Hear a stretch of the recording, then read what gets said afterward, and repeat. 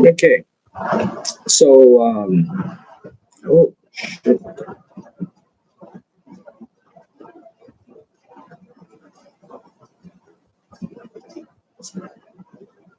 Happy birthday, bro! I just woke up. Hope you have a blast today. Um, okay, so I just got up and all this, and just thought that it was a late night, and I'm busy sorting things out. Um, but um, just finished one video, uploaded it, and then I think something useful, and I think I'm also going to carry that format forward for the next few videos. And man, I think the reception's been okay. It's just that these types of videos are actually kind of a bit more stressful to make.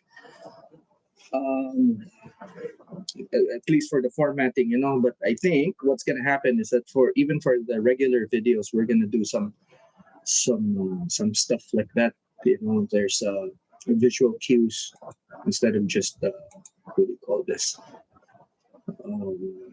Me talking, So I think it's a bit better, And sad to say, I just thought of it. So, and the last two videos, one will actually be publishing publicly later today. Okay, so it's going to be similar to the lure movement video, at least the formatting, And there's something that's a bit added as well, and it's what do you call this? It's something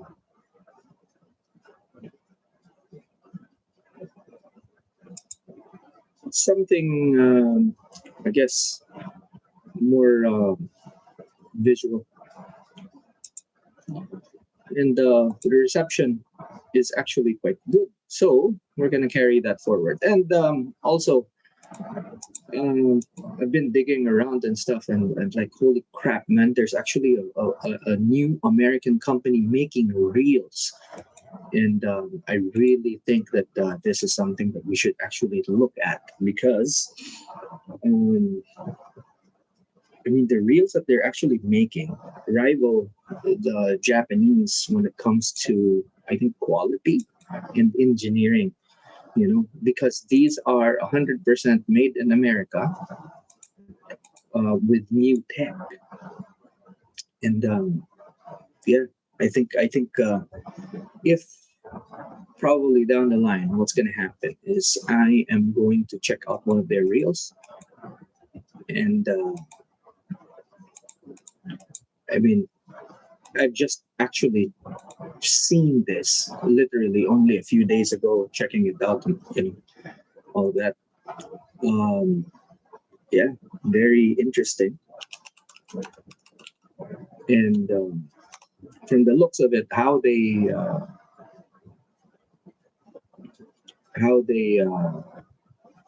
what do you call this? How they put together things. It's very, very, very interesting. Almost all, if not all, of their reels are actually aluminum framed. And that's something that's kind of, already tells you that, oh, okay, this is pretty good. Now, even their low profiles, okay, and this company is called Bait, B, uh, what's the name of the company? Yeah, Bates. Bates.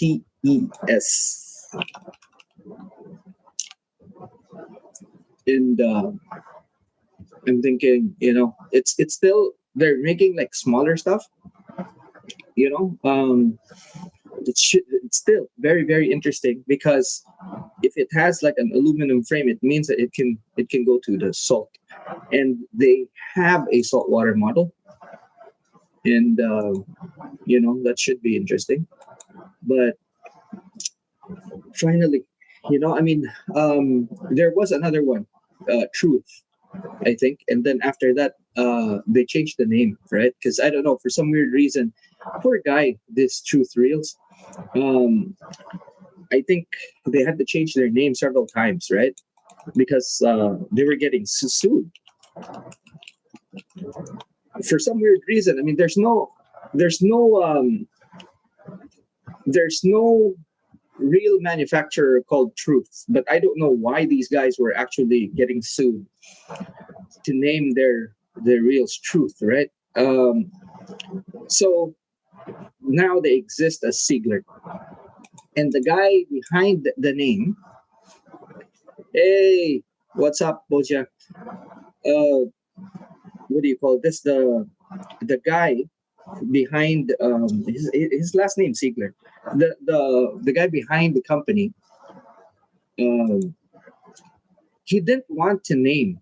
It was Release, and then Truth, and then later on Siegler, and you know the history.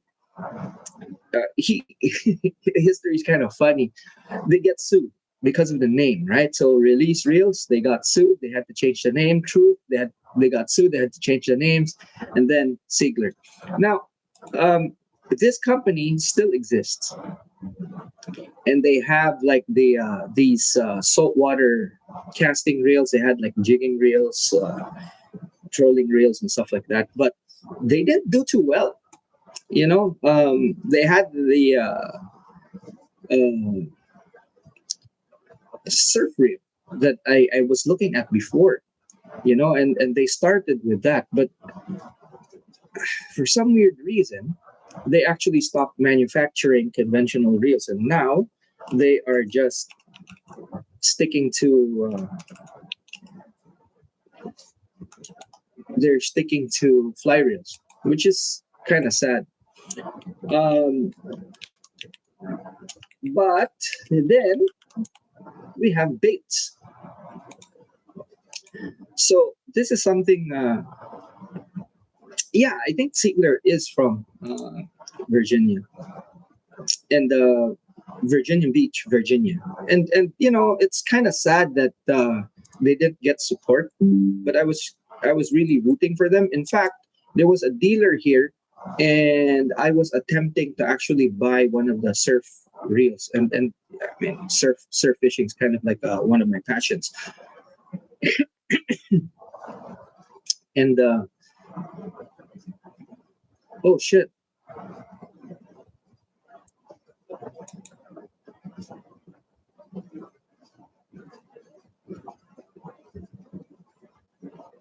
Oh wow. So now they even stopped. I mean, here now you go to Ziegler and he literally stopped making. And he said, like, I'm currently away from my usual grind, taking time to reflect and find inspiration for my next chapter. During this period, I'm refining and developing new innovations to elevate our sport to new heights. Can't wait to share these advancements with you upon my return. Stay tuned for exciting changes that will reflect this new direction. It's kind of sad, man. You know, um, from reels and then just sticking with fly reels, and then now we kind of stopped. Oh. So it's sad that these innovators are actually getting pushed. Big corporate, definitely. This is definitely a case of big corporations just kind of bullying them. Okay, and this is the reason why. Um, as anglers, I really believe that we should actually support you know, these smaller companies, right? I mean, these smaller companies like Bates, they present a different angle on things. Okay, and honestly, I really wish that I was in a different financial situation. If I was as stable as I was a few years back, I would have actually bought a reel or two from Bates, because I honestly believe that this is like a company like Siegler. Um, and by the way, I wasn't able to buy the reel from Siegler before because the dealer here didn't have what I needed. Okay, and he was trying to sell me like what do you call this? Like a weird reel instead, and that was kind of unfortunate, you know. Um, the the reel I wanted was like this surf casting reel, and he said that he was going to order one for me. He didn't get back to me. That's unfortunate.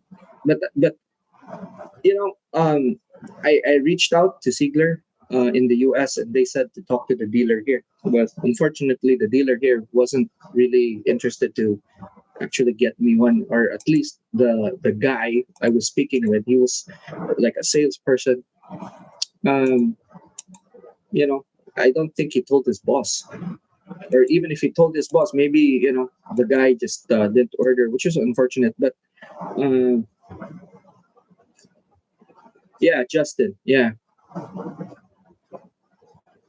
So yeah, I mean, they look really good, right? I mean, I'm thinking that um, with the all aluminum construction and all this, it starts out really good already. So hopefully, and I don't know exactly. I didn't read the to tell you honestly, I didn't read the specs or what the innovation is and all of that. But um, I I actually am in favor of supporting these manufacturers. The thing is, when they're building reels such as these, right, and then they introduce their own tech and all this, it's actually worth supporting, because once you start things out like this, and then you get feedback from people and stuff like that, especially I mean, God, man, they have CA behind them, and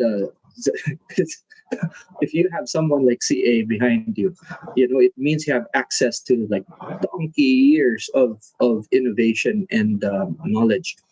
And I'm pretty sure that he's giving really good feedback. And what happens as you continue down the path, you actually innovate even more.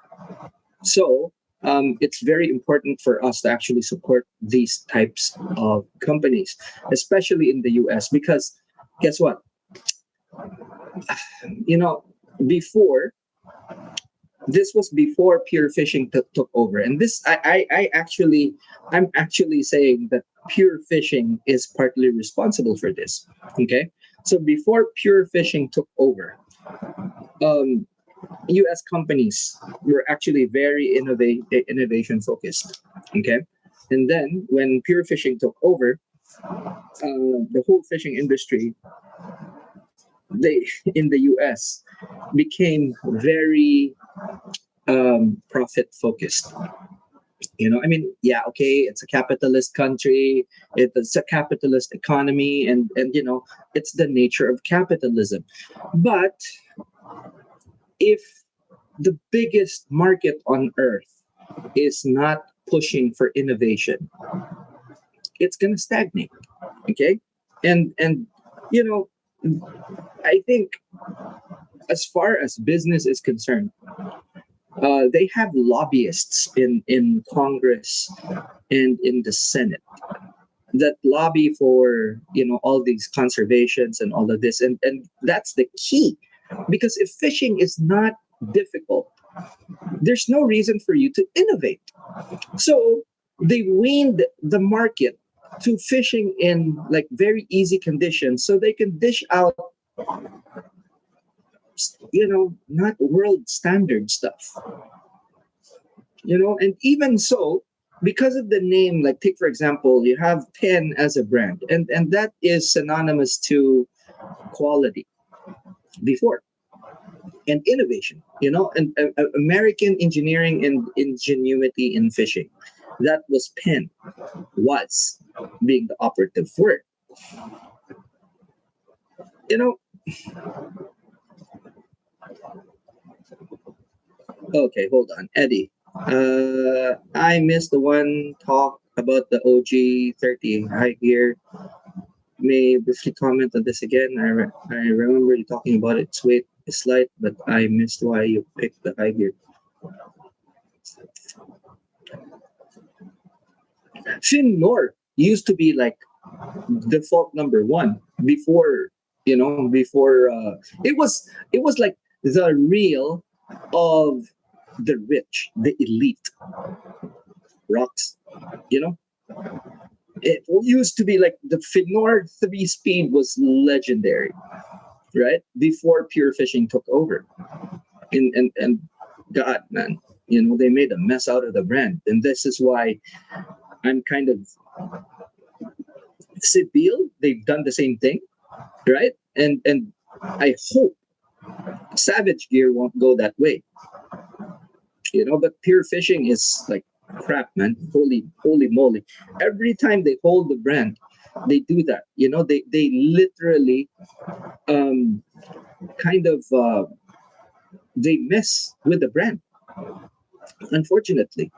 you know Shakespeare was actually pretty good, and Fenwick, all these brands, they take over and then they kind of degrade them over the years, and then bang. I mean, Fenwick is actually resurging. What's up, Mike? Okay, so let's go back to Eddie now. Yeah, Pure Fishing, holy shit. Okay, so Eddie, it depends on the type of fishing that you do. So my L30 is a high gear because I use it as my main slow jigging reel. And for slow jigging, you want the fastest reel possible for what do you call this? For the depth you are fishing. Okay, so if it's under 30 meters, then you can use a power gear. Okay, so uh, for slow jigging. Okay, but if you are uh, fast jigging, let's say in 100 meters of water, then L30 PG would work really well. Okay, depending on obviously the kind of fish that you're catching. But a lot of people are actually right now here. They're switching to the power gear for that kind of depth for even amberjack. Okay, so they loaded up with uh, thicker line because the L30 has like pretty good capacity. But for an all-around reel, let's say from 100 to about 250, 300 meters, the L50 would probably work better, um, spooled with PE2 for slow jigging. That's kind of like a really good reel to start with. For shallower water fishing, and if sensitivity is like a big thing for you, like it is for us or for me, then the L30 with the PE2 works really well up to 350, 300, even 250 grams, fishing in water up to about 250 meters. So that's it. Okay, so the L30 again, I am using for slow jigging in waters up to about 200, 250 meters. My rod paired with the L30 is a Max 350 Stiletto. How much PE2 would the fit on the L50 with the economizer? The the L50 with an economizer is similar to an L30. It would be about 500 meters of PE2. John, what's up? How was Vanuatu? Let me get my water, the boys.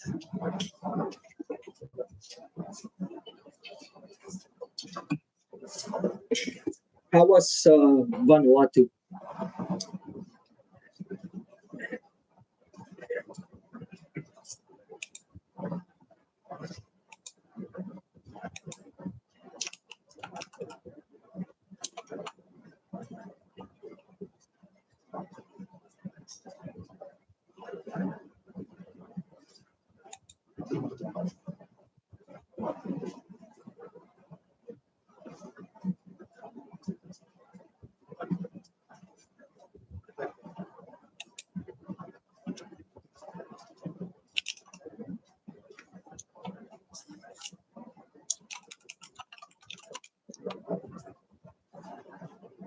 Okay, here we go. There it is. So, all right. Let me share the URL or the Instagram of these guys, okay? So that you guys can see baits. There we go.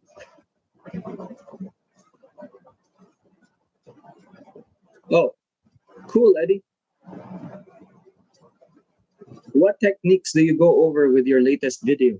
Um, the latest video, rocks. I broke down the retrieve, and the discussion was, man, that putting together that was actually kind of racking my brains a bit.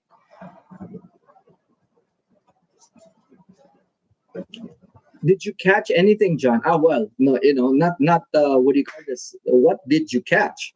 Because that's no question, right? So, Rox, you can actually go and check the video out. You're a member, so you can go ahead and view the video if you haven't yet. But what do you call this? Yeah, I mean, I've just finished that, and I'm gonna take a day or two. I didn't. Okay, so um, I broke it down and then discussed the three main types of retrieves, and then which is like it's so weird, right? Because I literally did all the retrieves I know of, like literally, right? And then I just put like, oh, this is just a variation of this, and then I did another one. Oh, until I finally just thought like, shit, there's only three, right? And then I go like, okay, um, and then the three is just a variation of each of these. And you know what? Looking back, even like fast jigging, slow jigging, and all of that, holy crap, man! It's literally just one of the three, or a mutation of one of the three, and it's kind of like revealing, right? I think I think this is something that a lot of people need to look at, even the ones that already know stuff. You know, from yellowfin, doggy, wahoo, mahi, some cods, coral trout, rainbow runner. Oh wow, nice, John. The thing with us here, it's very seasonal. Um, so right now the yellowfin and the longtails are running, and we don't catch a lot except for those. Okay, and then if we go close to the boats, we will catch rainbow runner, um, tuna, kawakawa or skipjacks. Um, what else? Mahi.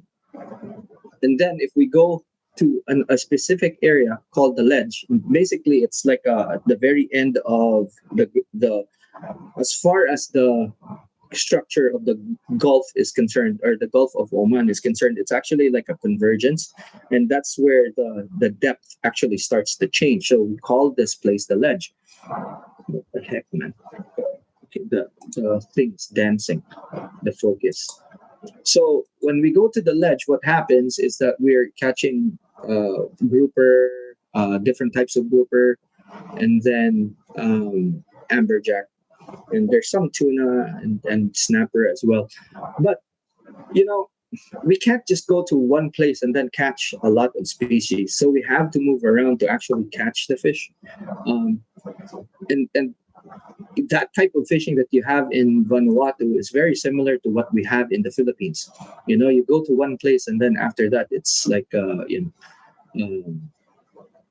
like a different type of what do you call this? A different type of fish.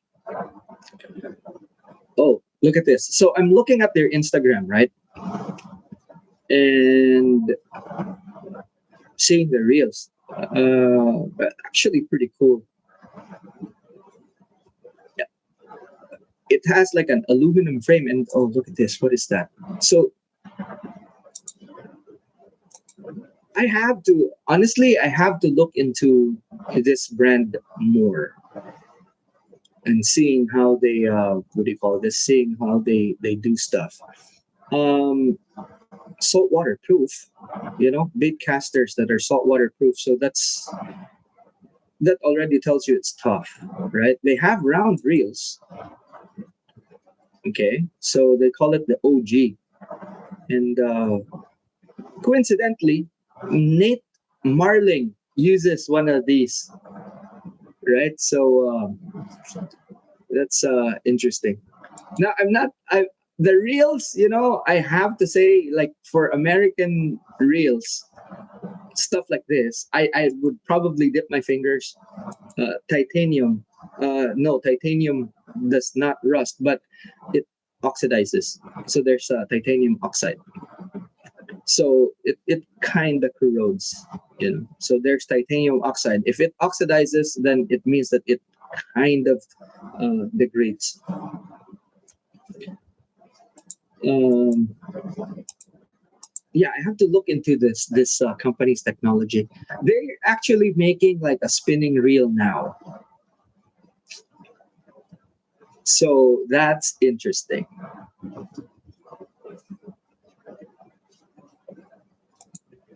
right?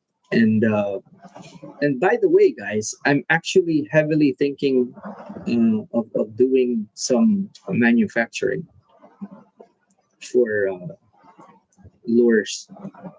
It's going to be very difficult to get some of the chemicals. So, the crap, man.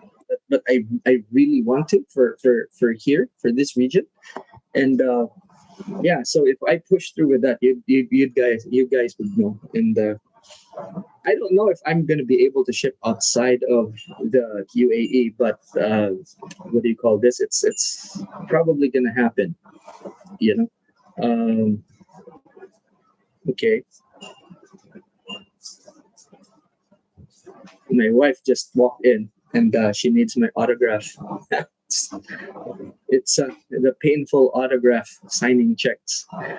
People saying the latest iCast best reel was Cast King because they made a titanium bait caster spool. Um, Rocks. iCast is nothing but an advertising platform. I can tell you that. Okay, I can tell you that. And it's largely like the awards are from people, right? And what happens is that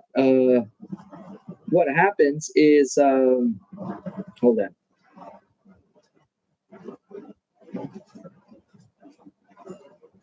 What happens is that they're uh, God, man, I don't want to. I don't want to. Okay, so this is. I don't want to say this because it's really bad. Okay, and it's actually kind of uh,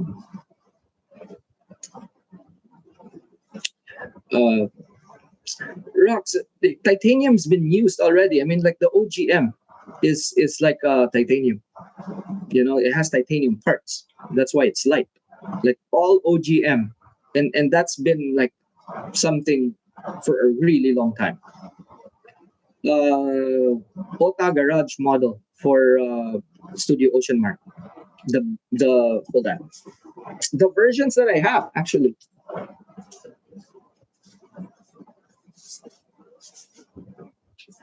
So there's regular Studio Ocean Mark reels, and then there are these super top end models. These. Okay, so these are like the Ota Garage models. So or OGM. So this is the L30. This is like the small, and this is the medium uh, size. And they have like the bigger ones now as well, which I don't have because I don't use them. But the reason why these reels are actually quite light is because they have titanium parts, and then there's kind of titanium and carbon. So very light reels. Like this foot right here, I think is titanium. If I'm not mistaken, I might be wrong, but I know that the spindle inside it's titanium and stuff. But uh, this has been in existence for a really long time. This is like the third model. So it's not it's not uncommon for Japanese manufacturers to actually have titanium parts. Um, but yeah, I mean, it's not cutting edge. But here's the reality with iCast. Will Shimano or Daiwa respond more with titanium parts? No, they're mass produced, mass market reels. So no, they won't. Because the thing with Shimano is that yeah, they won't, because their market is kind of different. So Shimano and Daiwa cater to the mass market. Um, and I'm not gonna say they won't, maybe, but just because of the nature of their market, more than likely they're probably not going to do that. Um, but who knows, man? I mean, these are companies that um, hold on, let me focus. There we go. Because that was kind of focusing on the hats. So no, I don't see them actually doing something like that in the immediate future. But probably down the line, they could do like a limited edition stuff like they always do. More than likely, they're probably going to do it to like something like Conquest, uh, more than they would with the OSHA jiggers. They would probably do it for the lighter ones, and they were like the first ones to use magnesium. I agree with you, but titanium isn't what makes things light. Like take for example, if you think about it, they're using magnesium for their lightweight reels, and that's geez, man. Like take for example, the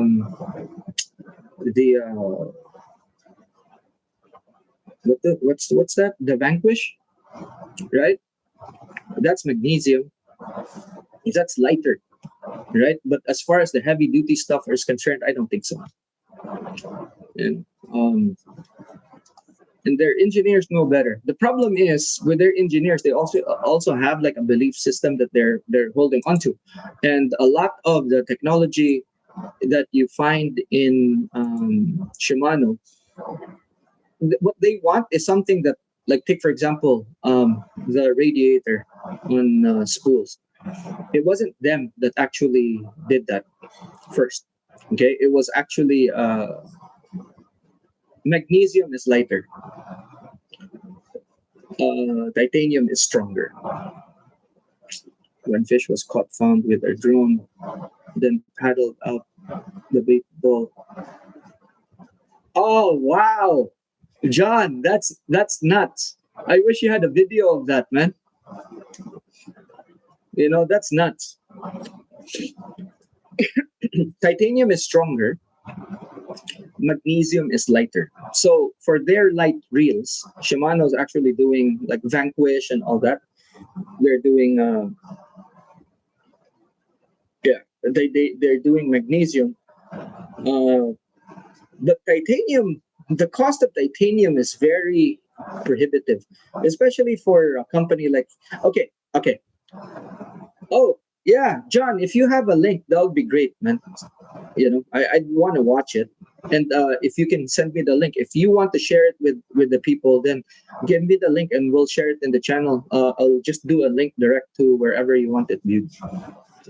Okay, so let me talk about iCast, and this is my experience working from like in a company perspective. Okay, and twice they did that.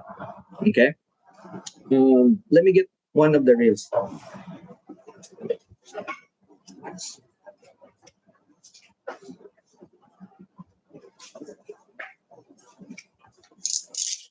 So this particular reel was joined in iCast, and they just gave it an honorable mention. Okay, so this is why iCast is nothing but a fucking scam. So basically, iCast, largely what happens is that you're going to you they have these things, right, and people vote for them. Okay, people vote for them, and who votes for them? It's like the, what do you call this, the people that go to iCast, and majority of the people that go to iCast, they fucking don't have a clue, man.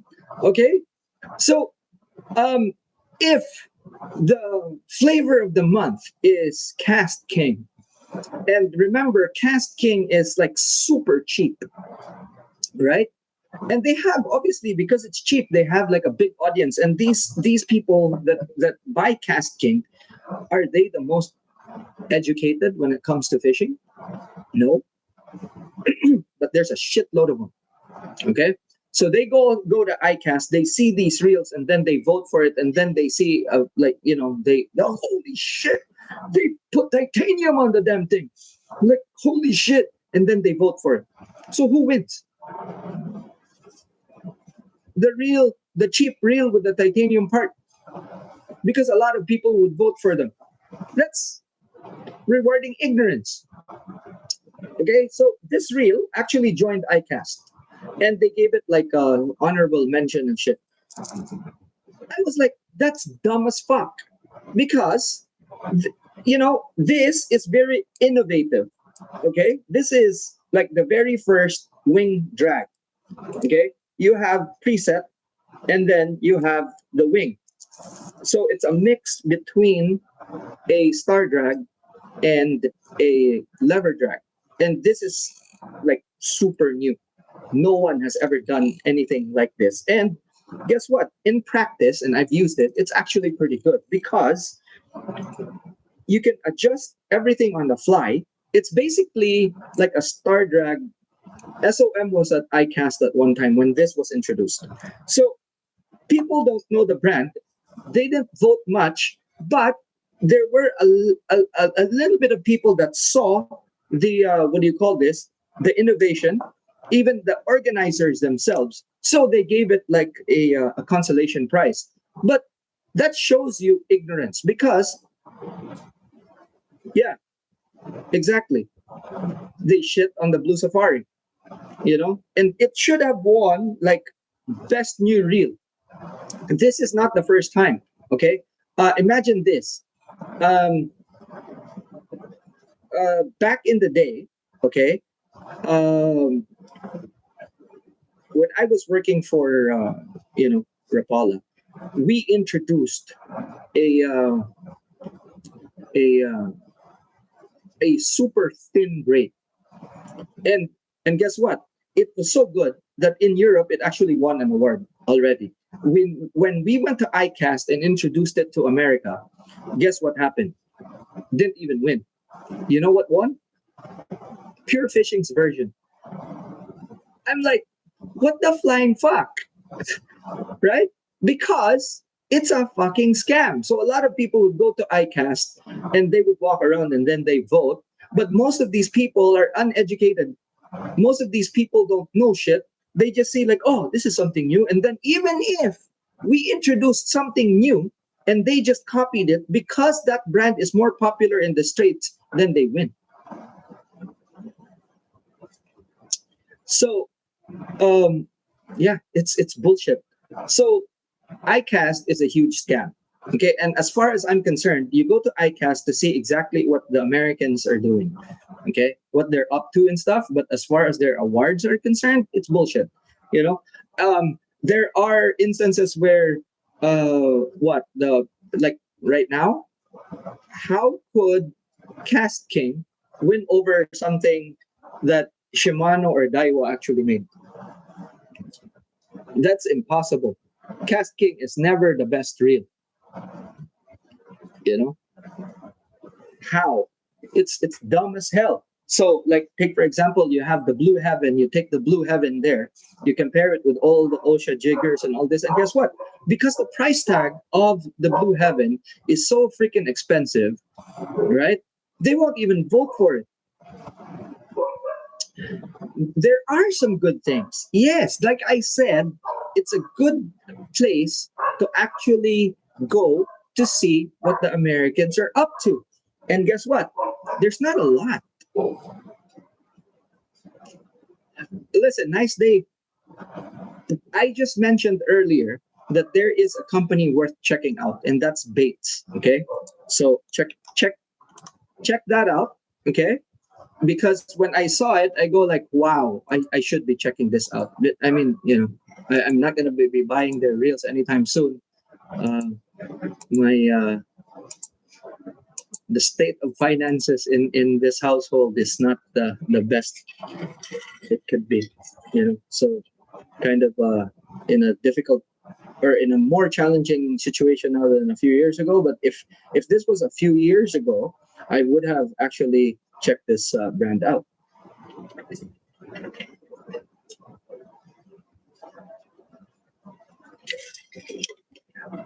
It used to be that it's where you go for like world innovation, right? Because a lot of brands from all over the world actually go and check out iCast. But lately, it's been shit.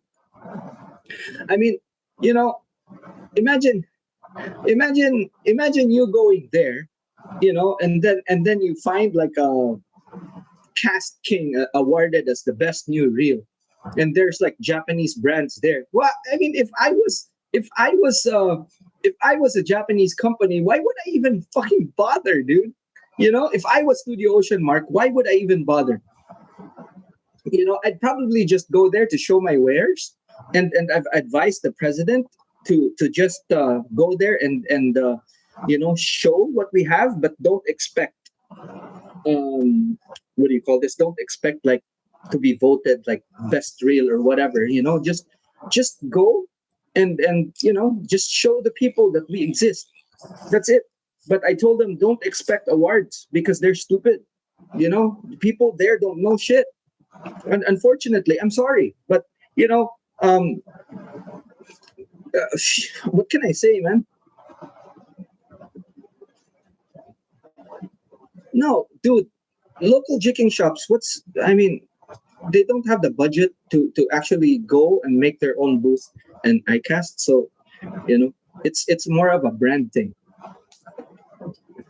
If you go to iCast, you go there to check out what's new and what the American companies have been up to. Okay. Look, here's the thing, right? And I'm not saying this because I'm biased. Okay. Like, there's no other kayak company that's pushing the envelope more than Hobie. Okay. Yet there are companies that actually win more than Hobie for weird shit, right? I mean, like, dude, imagine like a kayak outfitted with like some electronics and stuff, and then they just show that, oh, you can put these. Like, dude, if you know about kayak fishing, okay, and you know about kayaks, it's literally just a kayak with a mount, right? And then any Hobie, you could put mounts on and then put electronics on and everything. But no, they have another brand win because they said like it's more innovative because it's easier to rig. And so that's bullshit. Any kayak is actually riggable with almost anything, you know? Uh,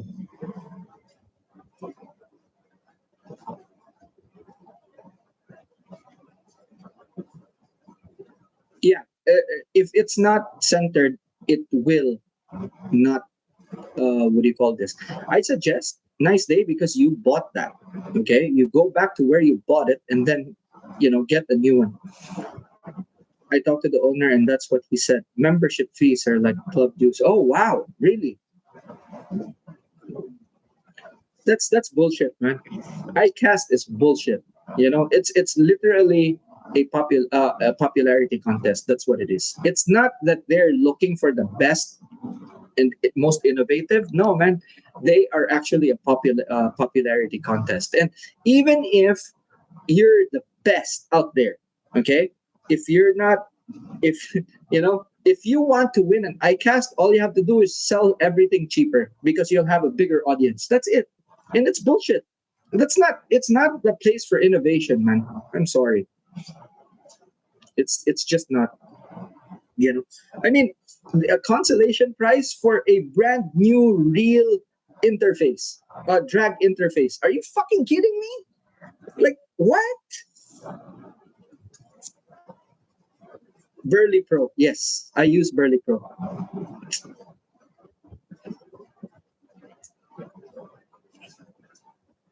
Yeah, man. I'm sorry.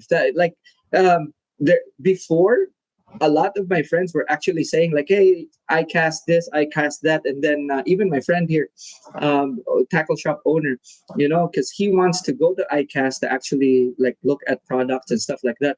And I told him like, dude, it's probably better to just go to Japan more than iCast. Because this guy, okay, he operates several businesses, and his time is very difficult. Okay. So when it comes to scheduling, he has to schedule like a few months ahead at least, or at least a year. So he had a choice of either going to iCast or the fishing show in Japan. And I told him, don't waste your time in iCast, just go to Japan. You won't find anything in iCast. And guess what? The last time he went there, he said that it was bullshit. You know, it's super BS, man. Lures, reels, but unfortunately, some players got bought out. Yes, and that's the nature of the U.S. Fishing market. Like the bigger companies buy out the smaller ones, so that their products won't have competition, and they can't allow those products to continue to exist because it will cannibalize on their sale. And guess what? What happens is they would always prioritize those products that they have the biggest profit on. So even if the competition product is actually more innovative, if they find that they buy it out and it's more costly to produce, no matter how good that product is, they'll scratch it off the board and actually concentrate on products that they will have um, the most profit on. This is why you look at Penn, you'll find that more simplified more simplified mechanics than the classic versions. Like take for example the Senator. Okay, you open an old Senator. This is something that's been tried and true for a really long time. Okay, and you can still find U.S. made Senators like the old school ones on eBay. Okay, if you look at them, you open it, you see exactly how they're manufactured for a long time, and then you open a new one from China, and you'll see that they've changed quite a lot of things internally, and that is to make the production cheaper. Okay, which means if it's cheaper, they have more profit, and that is that. Van Staal, bought up by Pure Fishing, but was at iCast first, I'm assuming. Van Staal, man, they got bought out years ago. And the guys that were working at Van Staal started Zbass, I believe. So I think Zebco Zebco bought that out as well.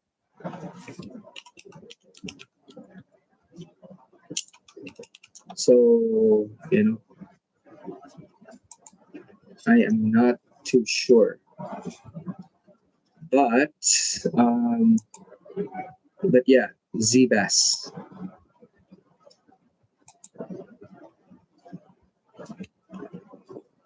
Okay, so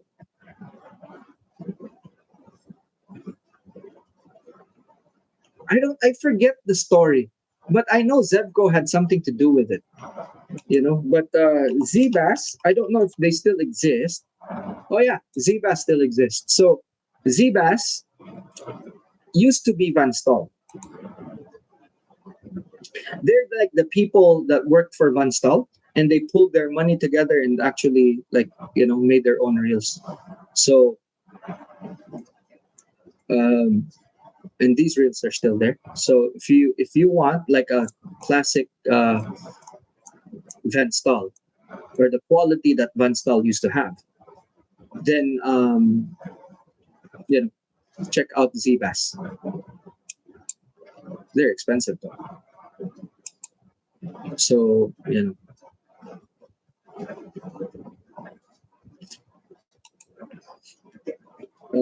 but yeah, it's unfortunate. Van Staal used to be really really good, man. Have you heard of any lure companies coming out of Germany?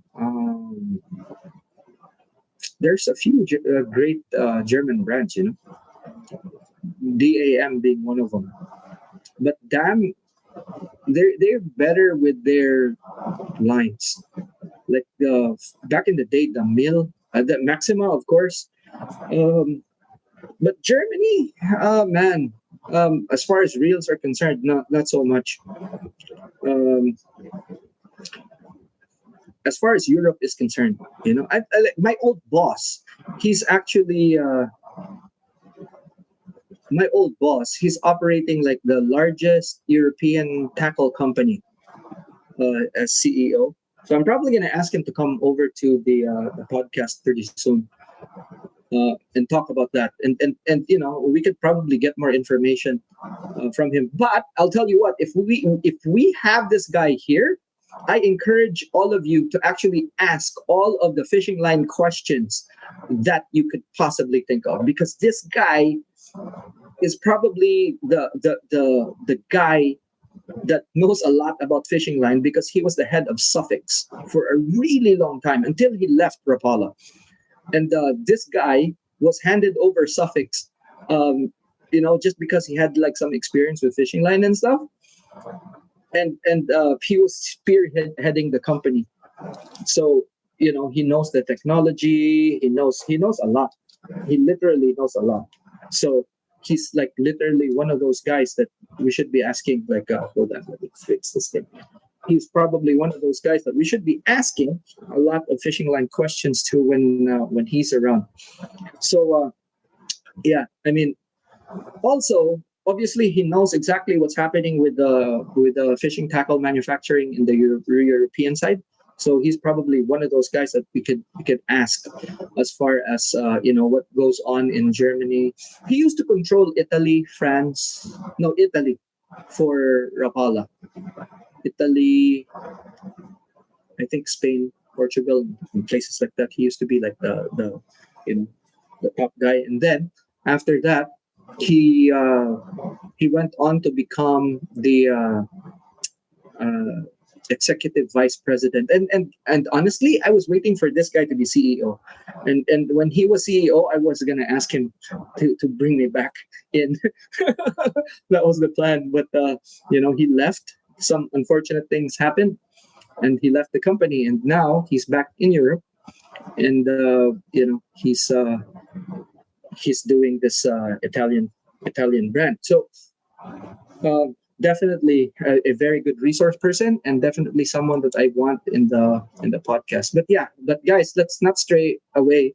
Um, I am literally looking at Zbass here. Okay, and if you can actually see what they have at their front page, uh, or our reels, you can see how the internals are for their spinning reel. And I'm telling you, it's very simple and it's quite genius, right? And this is something, again, that kind of doesn't really get shown, which is unfortunate. But this is the type of American innovation that needs to get spotlighted. These reels, they might not be the smoothest, They might not be the lightest, right? But they're nonetheless quite innovative, and they don't really get the kind of attention that they should be actually getting. You know, it's it's unfortunate. It's really unfortunate. But I've held one of these reels, and they're not the lightest. They're heavy as hell, and not the sea bass, but the Van Stall. And my God, man, when you reel it, holy crap, it's not. And the sales pitch was kind of weird, right? They go like, "Yeah, it's heavy, but it's tough as nails." Like, yeah, but it's so difficult to reel. You're using a lot of effort to like really crank it. Like, yeah, the oil needs to heat up before it could what do you call this, before they become soft to the feel and stuff. And I was like, fuck, man, this is bullshit. And also with the Van Stall, with the spool, what happens if you don't put the line on a certain way? This was before. It actually has a bulge in the middle. So you can't just reel it in straight. You actually have to put the line on. When you first get the reel, you have to stack the line on a certain way to avoid the bulge. I mean, like, that's bullshit, man. I mean, who would want a reel like that? But then there are people that like stuff like that, and they defend it to the bone. So, okay, you know, I mean, right. So, yeah. Now back to baits.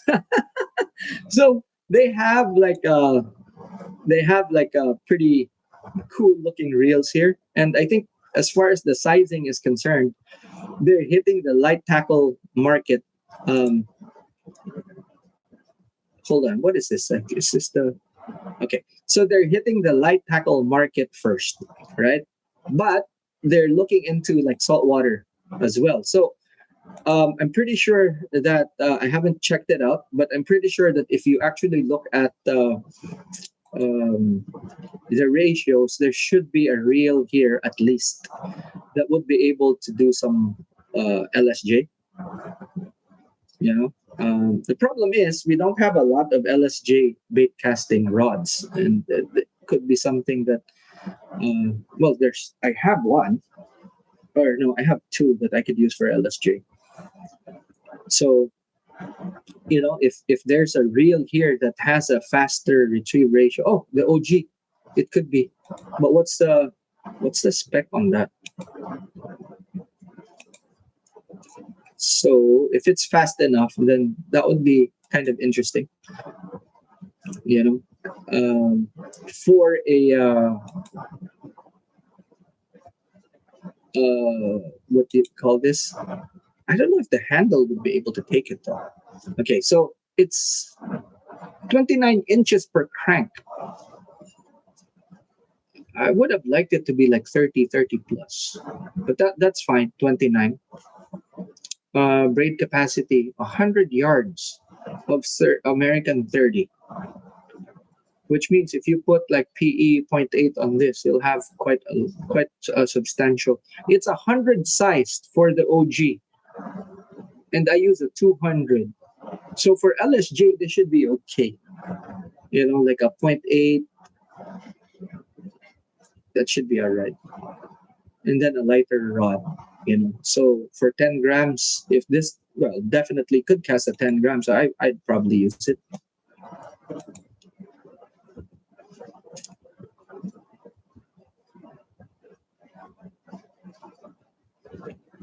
Yeah, man, it's fucking nuts, dude. Like, they're the only defense that they have is that it's waterproof. You could reel it underwater. But yeah, except for certain instances, like when you're waist deep in the surf with like really big surf coming in, that's okay.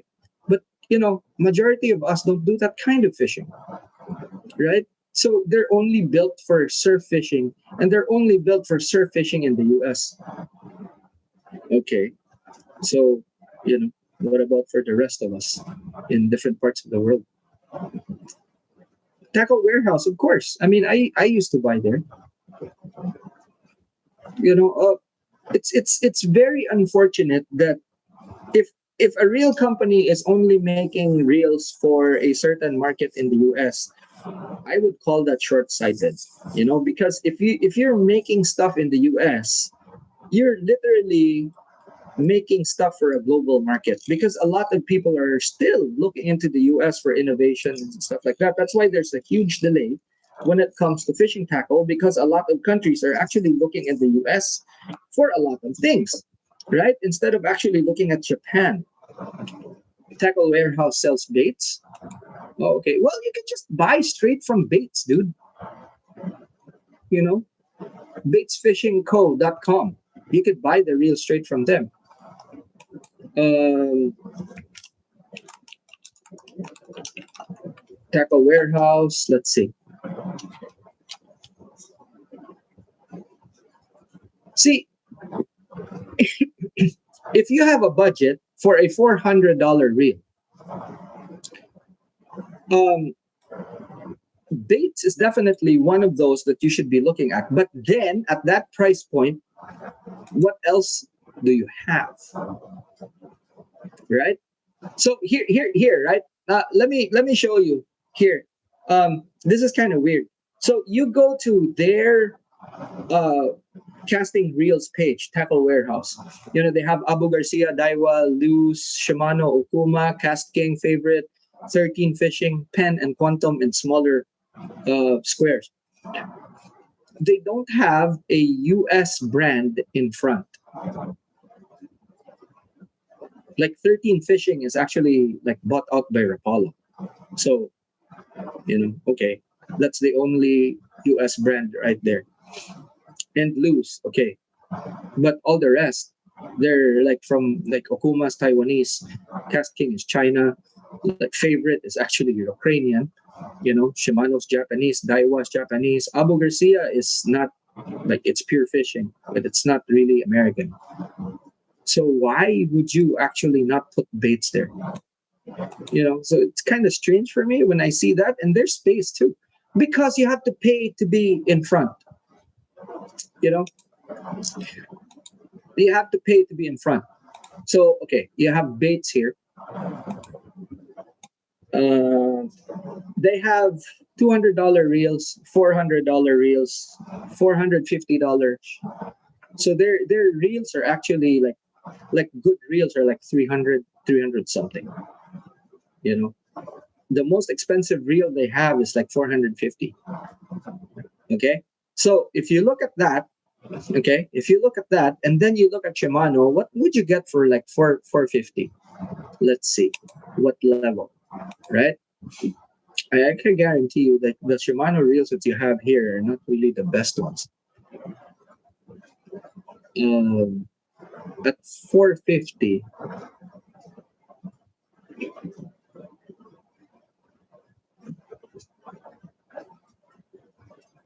okay, so Metanium is like 490. So their most expensive reel is not even like, it's like mid range. Because like a Calcutta Conquest there is like 600 something, 655.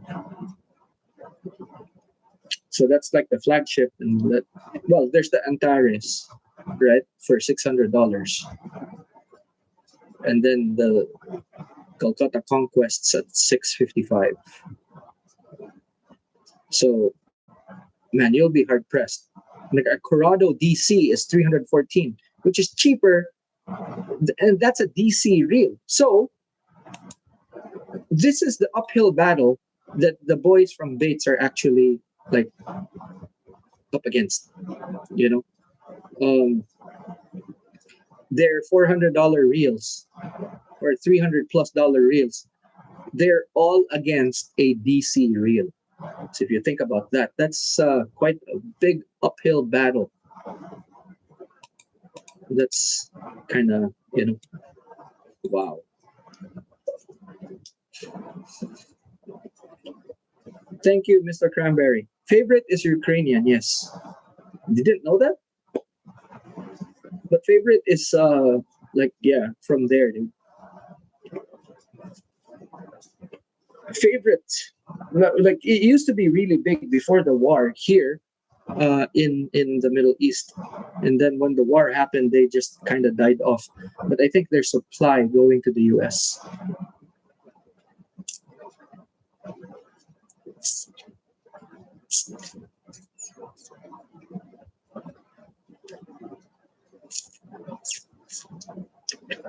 What?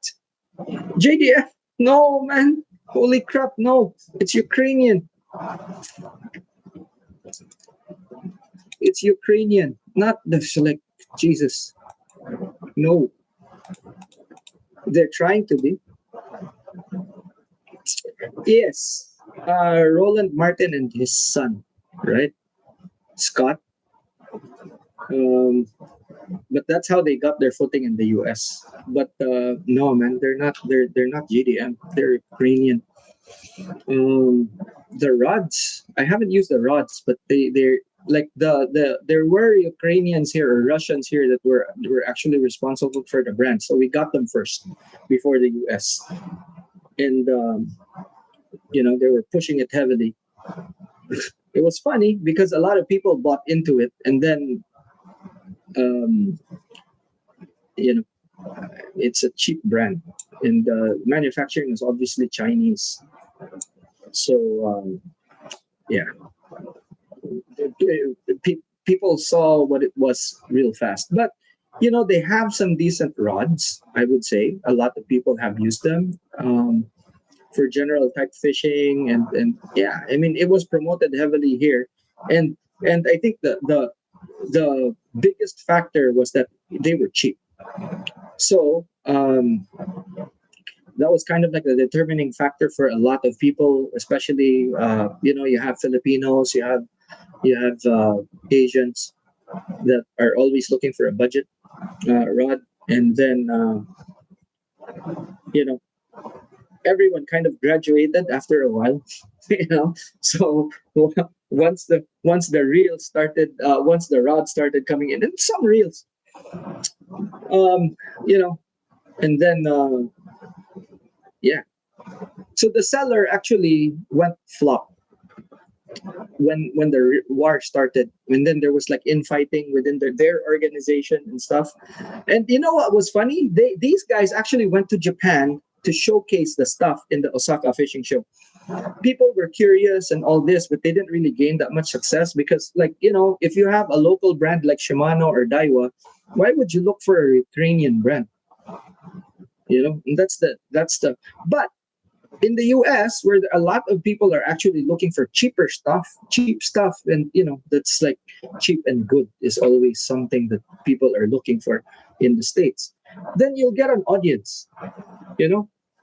And you think that these rods that the bass fishermen actually use are really good? They're not. Holy crap, man! Like the Pro Series rods, like if they have their name on it, guess what the concern is? It's not fishability, it's profit. Why would you actually put your name on a rod that's expensive?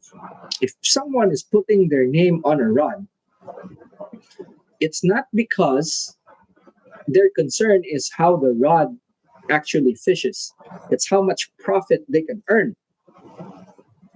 It's as simple as that, because instead it's marketing, right?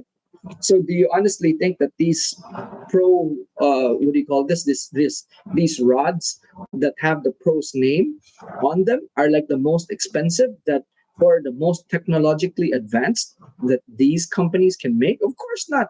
They're paying this guy a percentage. Okay? If you have a name on something, okay, you're paying this guy a percentage and banking on his name to actually earn more. Okay, just because this guy's name is on that. I know how that works, guys. Remember, I'm from that world. So guess what? They're going to look for something that they can produce cheap, as cheap as possible. Okay, and then, or they'll take something out from their existing line and say like, okay, you can put your name here. This is what they're offering and stuff like that. And then after that, they'll offer a percentage of sales to the guy. and he's using it. It's very visible, and he's sharing like, "Hey, my rods are for sale from this brand," and stuff like that. And guess what happens? He earns, right? So, as the company that makes the rods, I would have to make and offer something that's cheaper than what it is to this guy, put his name, put a paint job on it that makes it look kind of different, and then sell it. And guess what? I'm gonna turn a profit because it's not a fucking charity, boys. It's business. And this is it right here. So that's why I would stay away from like signature series rods and reels. So like that's bullshit. And guess what? If you look at, okay, let's do this exercise, shall we? Okay.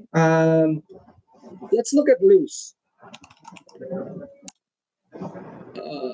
Right. So share screen. Feel the difference. Wow. Almost like fucking sounds like a condom commercial. Feel the difference. Loose. Okay. Now,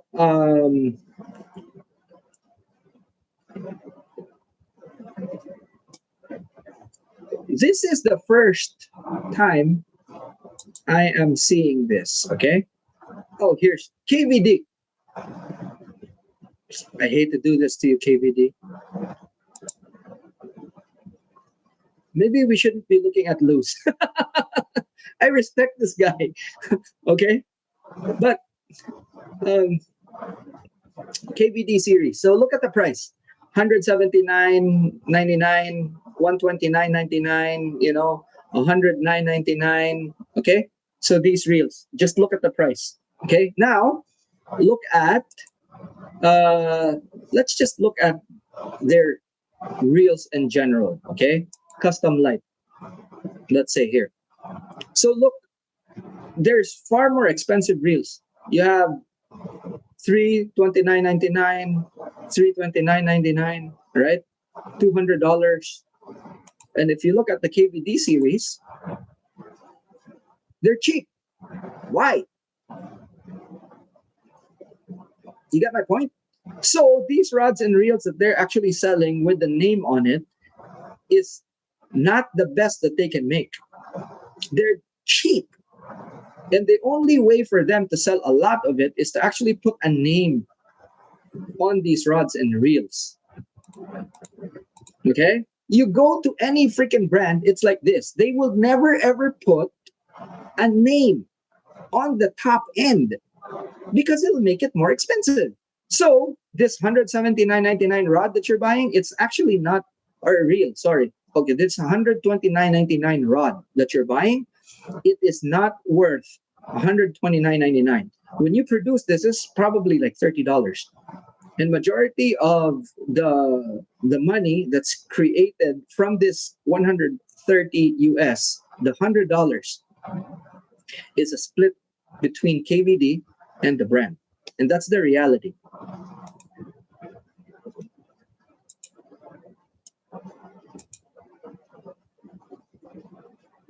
Yeah. Yeah. Okay. So I hope you guys have it yet. Yeah, finally it's up. Okay. So look at the KVD Elite rod. It's like $129.99.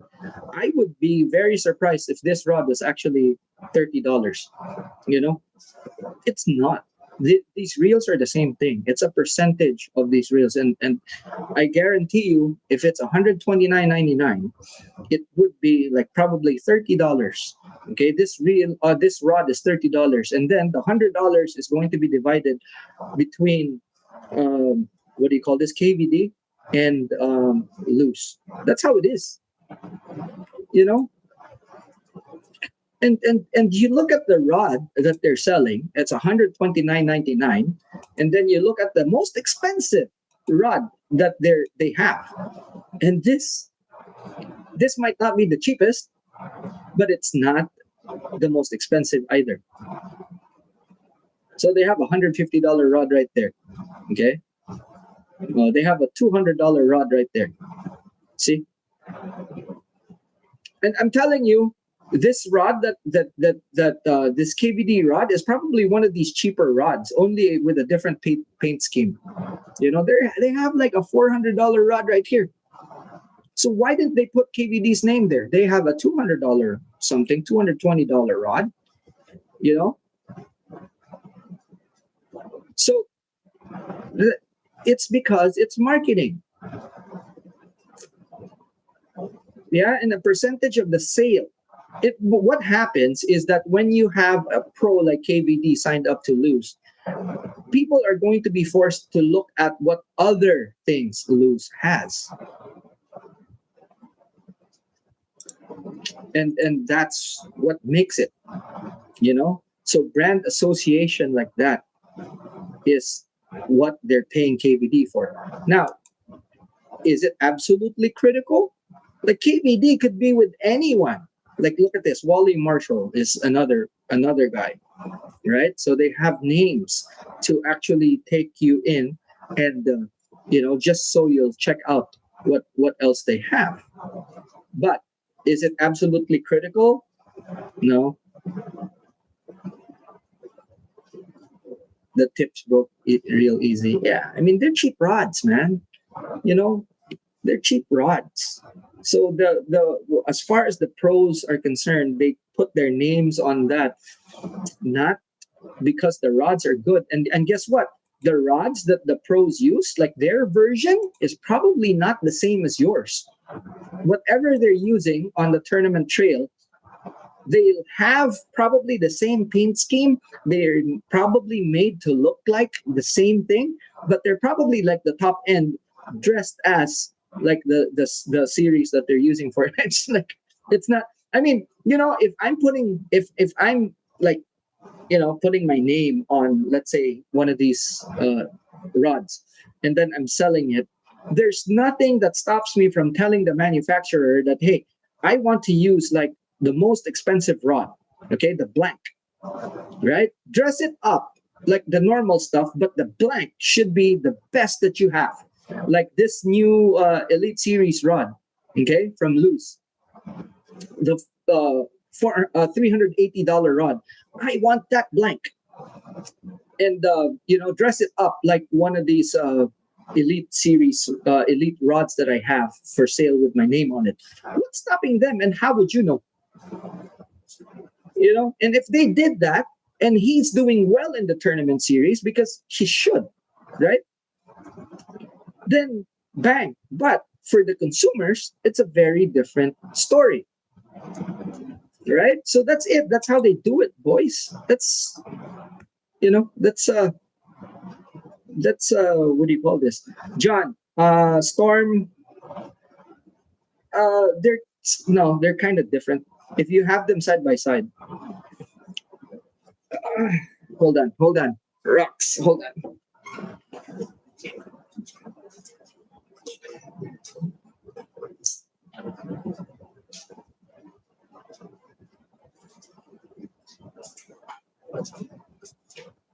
All right, my favorite bait casting rod. Yeah, check this out.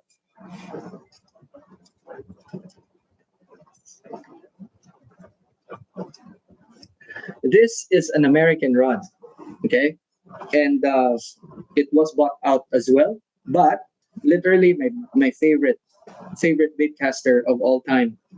It's an all star, and yeah, they've gone into obscurity since. But this rod I love. Uh, and then there's the upgrade, or after a while they actually done this. That's the All Star Redfish, and again, also a really good rod. I love this, and I still use them. So yeah, man, I have some American rods are actually pretty good. G Loomis, yes, really really good. Um,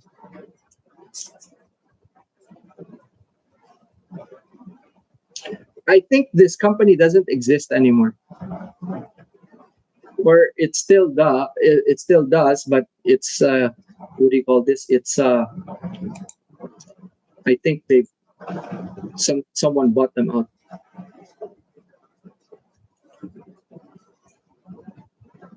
So really good rod. I love these, man. They're both 18, 8 to 17. Uh, like the line weight, and that's my favorite when it comes to bait casting. Size 100 reel, 150, and they're really good. They're really good. So All Star, uh, yes, G Loomis. Um, Before Edge, there was something else that he started. I forget the name, but G Loomis was at one point they make some of the best rods, and it was kind of like the last company that prioritized fishability. That's what attracted Shimano in the first place. So G Loomis rods are like excellent, man. Um, yeah, I mean, like the whole range, North Fork, North Fork. Yeah, I think so, but I don't know. At one point, he was actually working with TFO, and after that, he made his own company again. St. Croix, yeah, yeah. They're an institution, aren't they? They're pretty good. St. Croix is pretty good.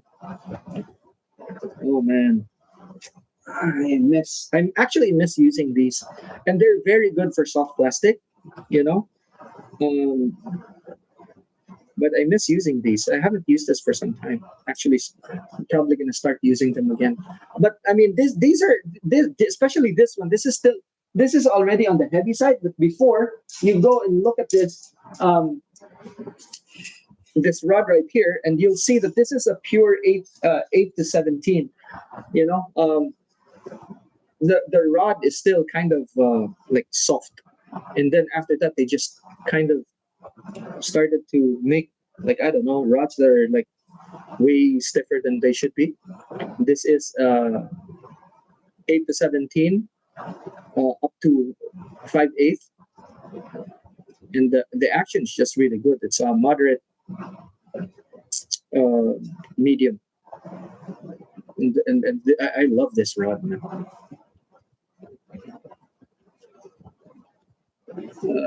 Focus. So the specs are there.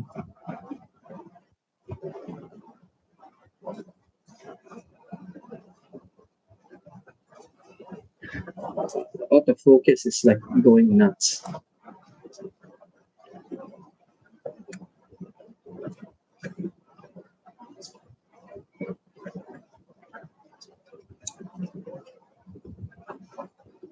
Here.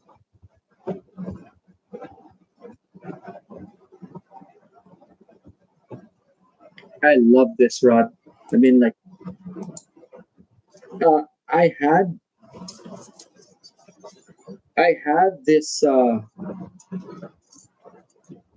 Oh crap! Sorry. Hold on. Oops.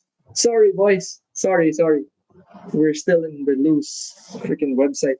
All right. So here. This is the specs of this guy right here. Okay. So it's 7 foot, 817, 1/8 to 5/8 ounce, moderate, medium, three, and it's an all-star rod. That's the model number right there. And I chose this over a G Loomis because the action's actually the same. Very very good rod, man. Holy crap! I paired this with a Calcutta 50. So that really worked well. But now I paired this with a 200 uh, Conquest. So the Conquest works really well with this. Scorpion. Like my Scorpion 100 works on this really, really well. Uh, I have an Abu Garcia LC that also works on these two rods. So this rod right here, okay, where's the spec? There it is. So see, this is a bit heavier, 3/8, 3 3/4, 7/2, okay, and then still All Star. So this is like their ASR series. I have like a star rod, which is like a, what do you call this? A heavy rod for tuna that I bought. So that's like not an all star, but a star rod. Mooching is for it's a type of trolling for salmon. So yeah, star rods. I think they're still around, but all star, I'm not too sure. I think they got all star got bought out by Pure Fishing as well.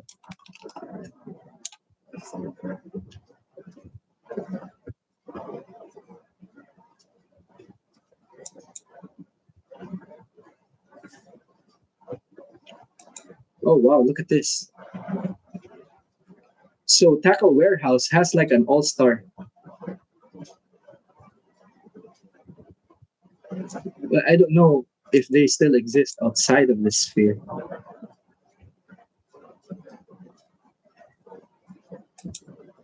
But there it is. This is the one. So it's all star rods still exist. I'm happy to see that. Uh, uh, their website doesn't work. Oh no, it doesn't. So before, I know they were sold to, they got sold to Pure Fishing, and this is one of those things where the what do you call this? Where the brand actually kind of dies. But All Star was actually pretty good. I think they are now exclusively sold by Academy, if I'm not mistaken. So I don't know what kind of brand deal they've done. Kill Song, of course. Um, Black Hole USA.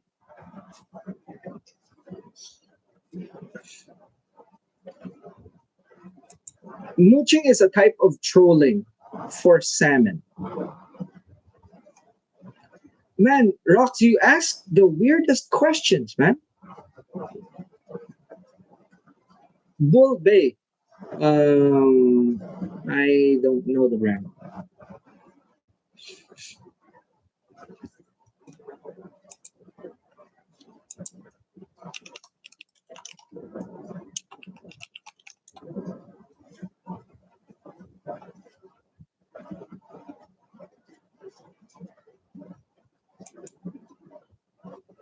Oh, they're from Florida. Okay. Yeah, it's another one of those, these brands, they all pop out, and guess what? They're all the same. They're not.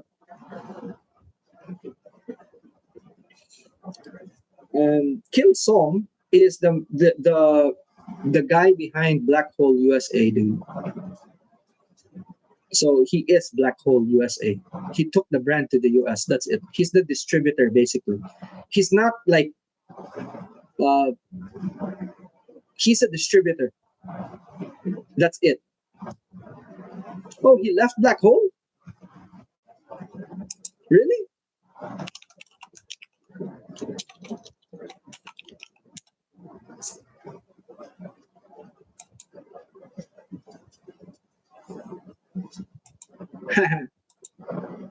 Okay. So if he left Black Hole, then I don't know. JS USA, look at that. So he's doing his own brand now.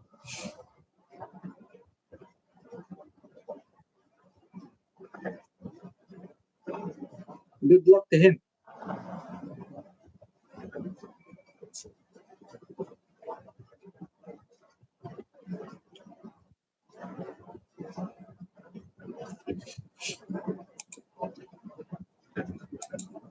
Okay, he works with JS company now. Okay, well, I'm pretty sure they had some really interesting conversations. I haven't met the guy personally, but a lot of people that I know that have met him had quite a few things to say. You know,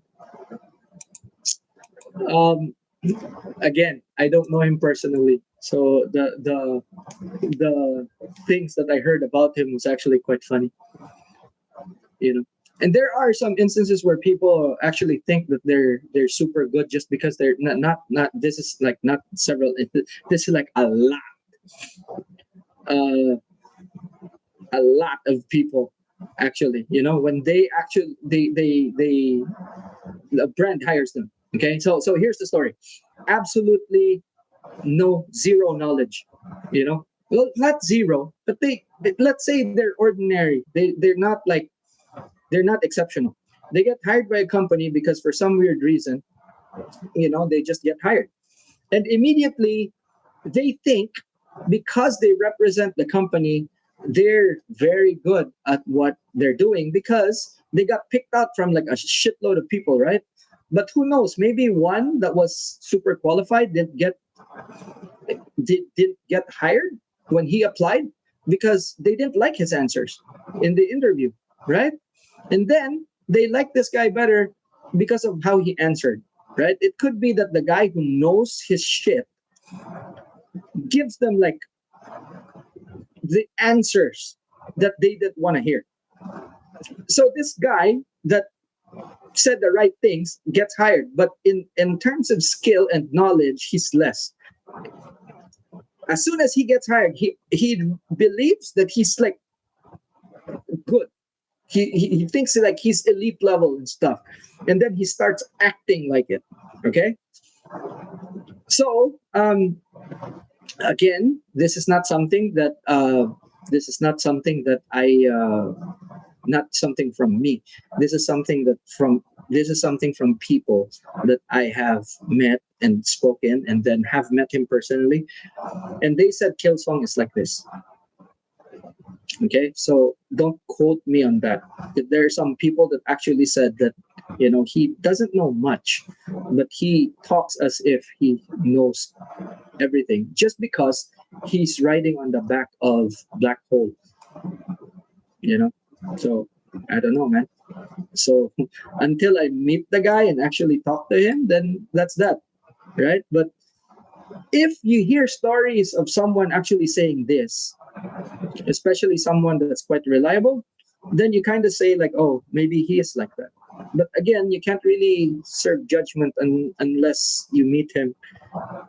And even if you do, that's your opinion, right? So, you know, maybe he is, maybe he isn't. We'll see. Wish him all the luck in this new company.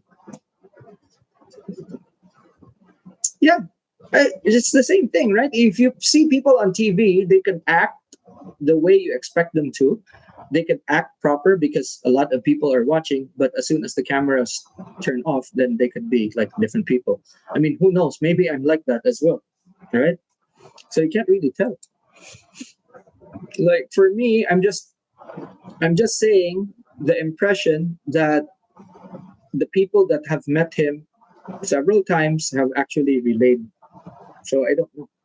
But in my experience, even for me, okay, I've actually helped a couple of people land jobs, and then when they started working, you know, they think that they know better than me. Wow. Okay, like maybe down the line if you keep on doing it, you know. Yeah, but I mean, I've spent like such a long time in the industry, and I've done quite a few things, right? So you know, just because you're in that situation now doesn't mean to say that you know better than like the imagine someone who's just asking me questions like a couple of years ago and then starts to actually tell me how it goes. Like, wow, really? Just because what you've worked there for a few months? Wow. Amazing. And it has happened. So there are people like that, you know?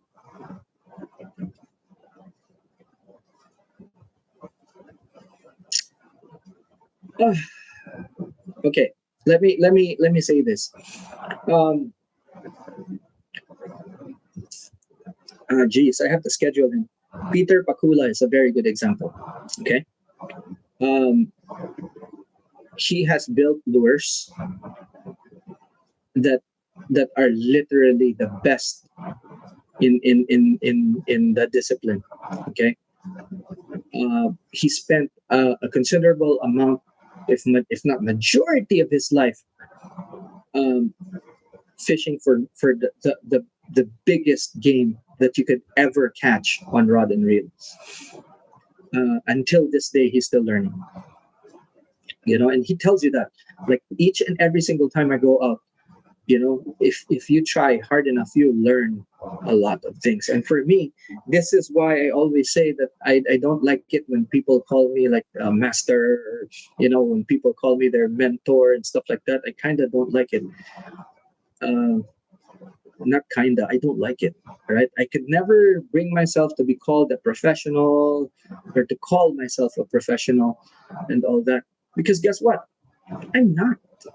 And I always say, like, I'm no different from you guys. It's just that maybe I have a, this, like the channel, but I'm no different from you guys. That's it.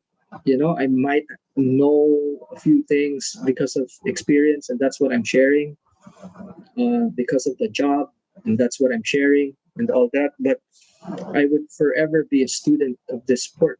It could never ever be a master. Like, these guys that call themselves professional. Uh, and I know of a few people that actually literally beg brands, and I have emails, I have messages from the brands sent to me and asking me, like, Kip, do you know these people? Like, oh God, you know oh shoot, holy crap, man. So I have evidence, right, of these people actually begging brands and telling them that, oh, I work with this is my Instagram, I do this, I do that, sponsor me, or whatever, however they want to say things and stuff. you know wow, I honestly get shocked with people like that. It's crazy. um when Studio Ocean Mark asked me, um, I didn't say yes immediately, right? I had to tell the president, because the president was the one who asked me. I said, like, Masa-san, give me time. I cannot say yes to this immediately. And then after that, I told them, like, okay, so this, I could probably say yes if we do this and this and that, and they agreed to my terms, and that was that. But um, I did not, and this is probably why we have kind of the relationship that we have, or I have with Studio Ocean Mark. It's because of that, you know. Yeah, and some other brands as well, you know. Uh, no, not Shimano, not Shimano. Um, I think Shimano does spend, but Shimano is not the most innovative. I think for some parts, or for some things, they're actually quite limited because of their size. Like I mentioned before. Okay, let me take like an example here. Okay, so here. Okay, so this one right here, that is a radiator. Okay, so this is a Studio Ocean Mark spool, and this has been in existence for a really long time. So the No Limits spool is something that Studio Ocean Mark introduced a long time ago. And it's only recently that Shimano actually put radiators in their reels. Only recently. Okay. So in terms of, I think for either like Shimano or Daiwa, I think Daiwa actually has a lot more innovation when it comes to like reels. Okay. And I honestly believe that um, Shimano, because Shimano, what they do is their newest technology they put on the Stella, whereas with Daiwa, their newest technology they put it on their mid-end reels. So I honestly think that Daiwa is actually a bit more innovative than Shimano when it comes to like reel tech.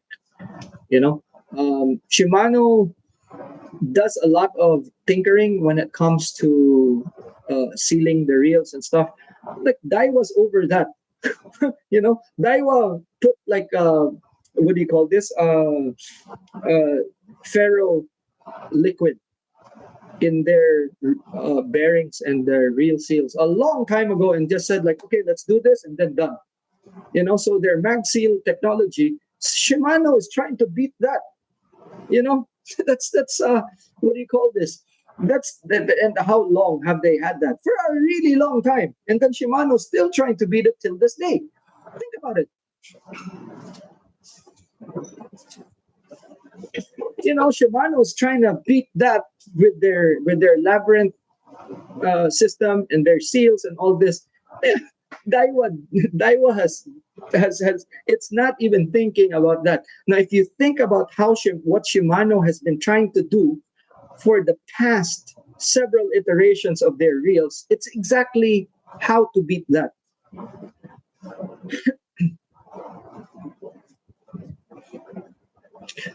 Okuma is for retarded people.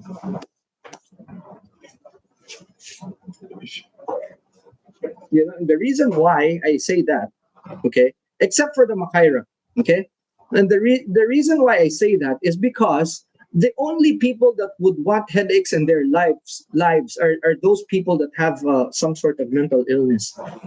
You know, why would you buy something so unreliable, man, like Okuma? It's so unreliable. It's amazing how people actually subscribe to that kind of thing. It's not worth it. If you have the money to buy a Shimano or a Daiwa outright. If not, guess what?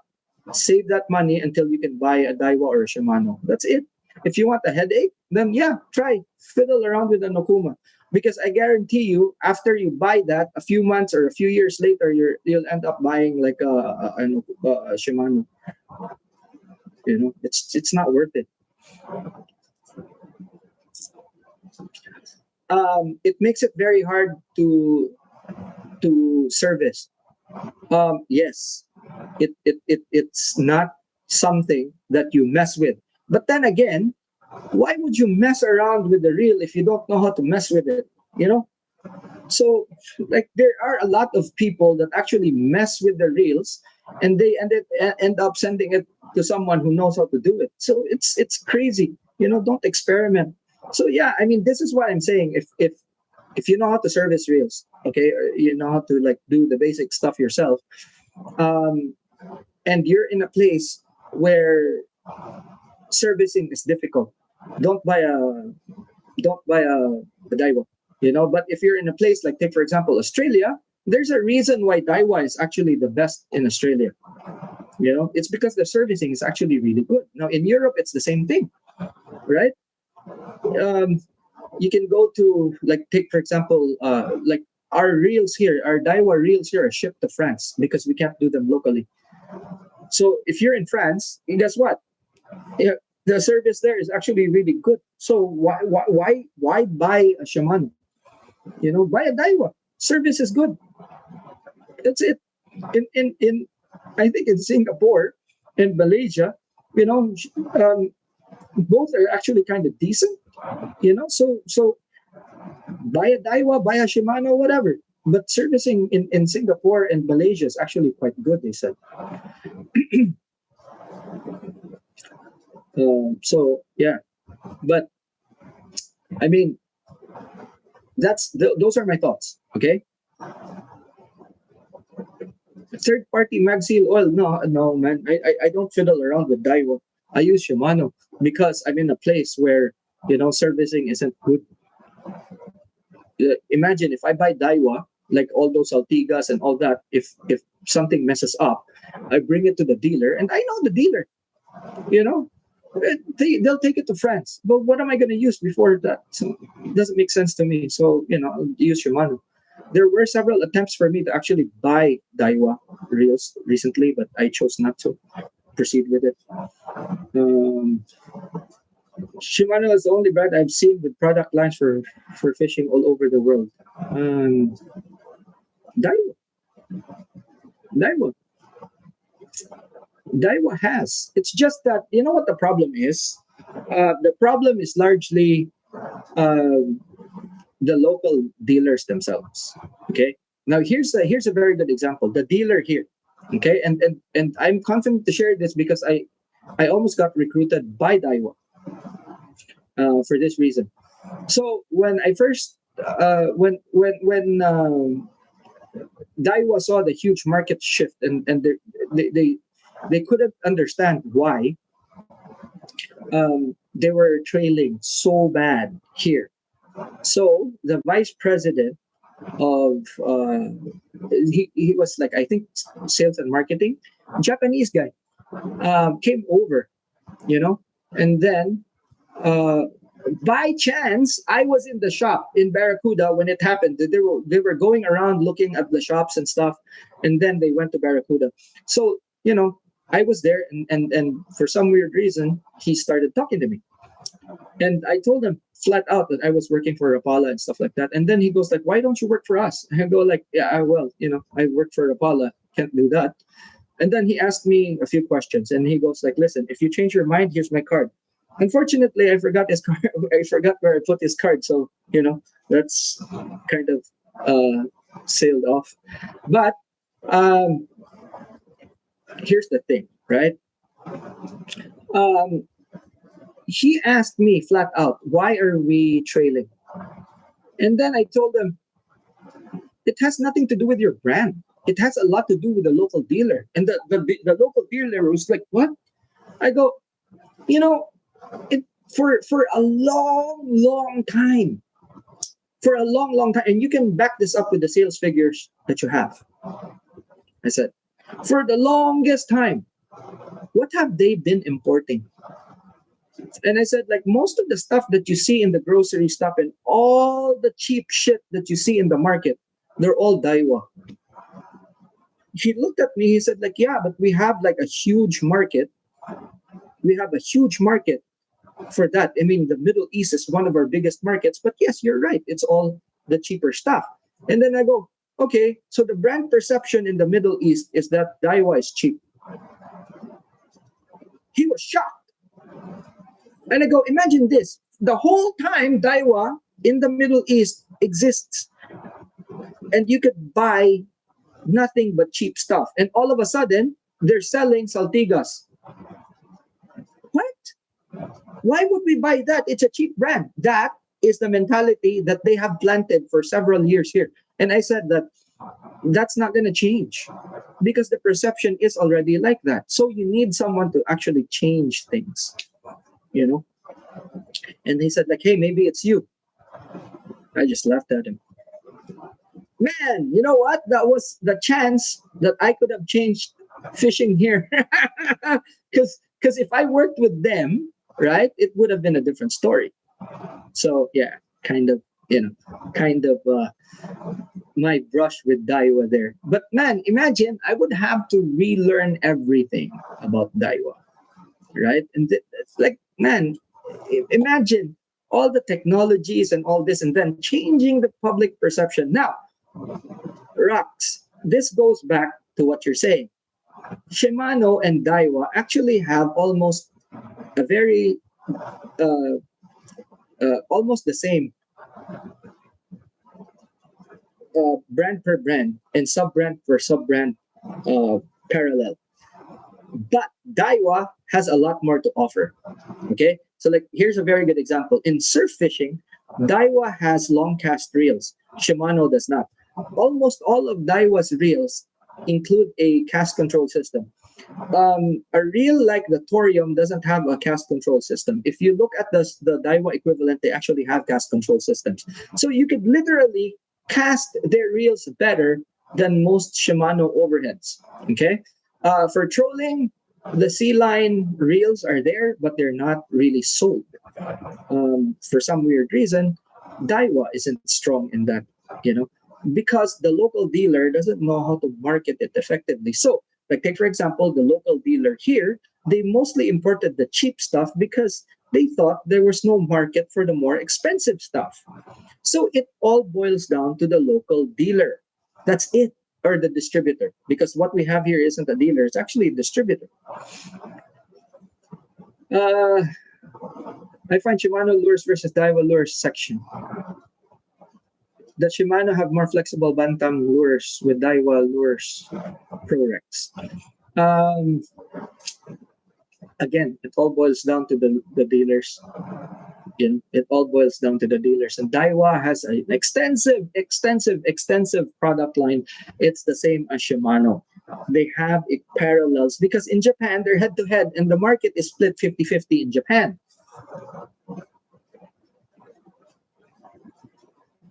So Daiwa PR100, cheap reel but good for perch fishing, but got a Shimano spool mod. Oh, okay, yeah. Got a shallow spool mod. Okay, I don't know that. Is there any good third-party mag seal oil? Again, going back to that nice day, I actually found the supplier of Daiwa for the ferric um, oil, the old supplier, since they changed, right? A friend of mine found them. I have no interest in stuff like that, so I didn't really talk to them or whatever. But a friend of mine actually found the past supplier of the ferric oil, and the only reason why Daiwa left them was the price went up. What is the third largest JDM manufacturer? I have no idea. I have no idea. And you know what? If there's a third, that would be a very far third, very far. Bitcaster Daiwa spinning overhead Shimano for me. I don't know. For me, it's specific models.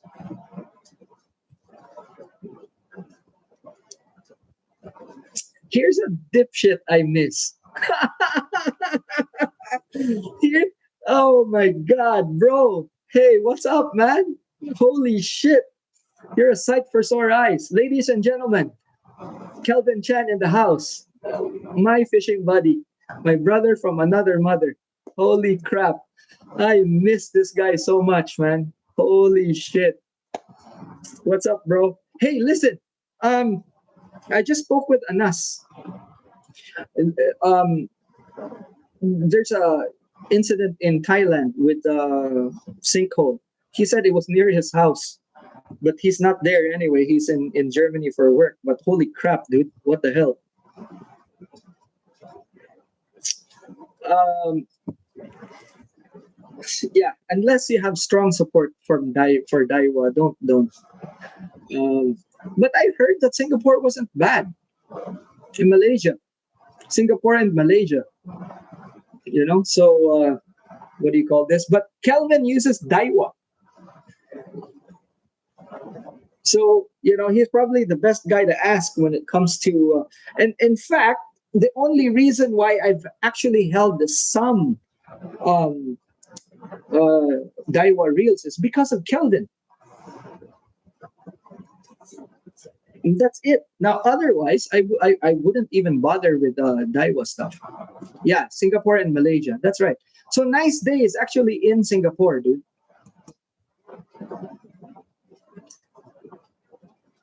Yes, but that's what Kelvin is saying. Singapore and Malaysia are actually pretty good.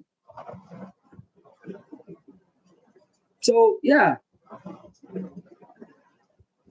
or Real Spa. And I'm pretty sure Real Spa has like the tools to like mess with the Daiwa reels and stuff. So that's your third party right there. But as for doing it yourself, then probably not.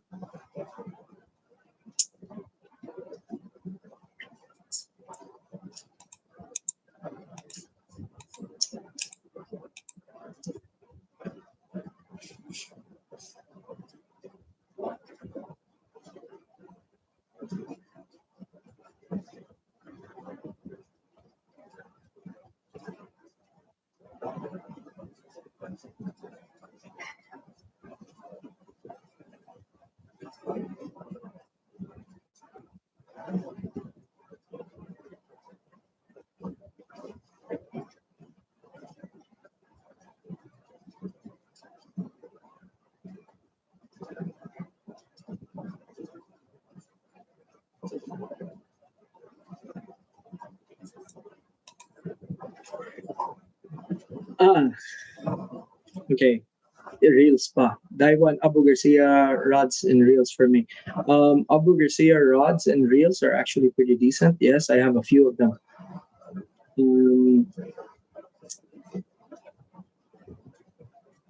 yeah. Well, if you know how to fix reels, then do it yourself. But that's what a lot of people do. They mess with the reels because they think they know what they're doing, and then they send it to Reels Spa. I'd be pissed if it was me as well.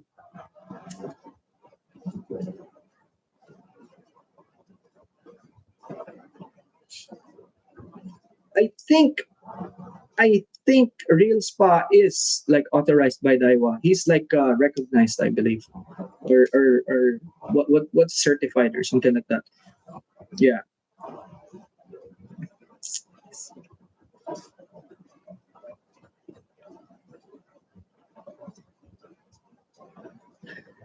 a nice day.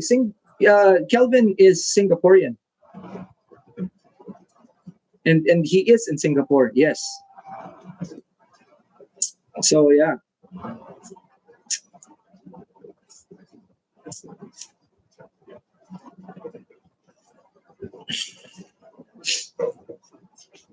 I'll show you. I'll show you guys Kelvin. Okay. Um, I'll send you some of our memories. I'll show you some of our memories. Um,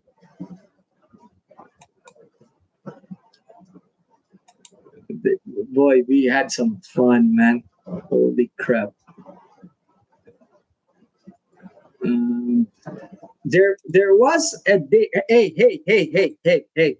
Guess what? You know what? Let me tell you guys a story. Okay. Let me tell you guys a story. Um, no lie, no lie. Do the math. Okay.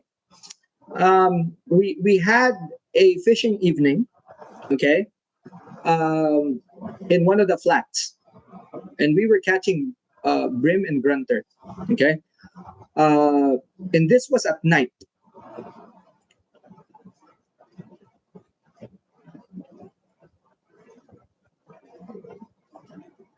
Can you buy fishing gear at sea from boat captains? Taxman is not my friend. It's uh, some charters do that. You can buy stuff from them. Some charters, Well, for us here, no, you have to bring your own.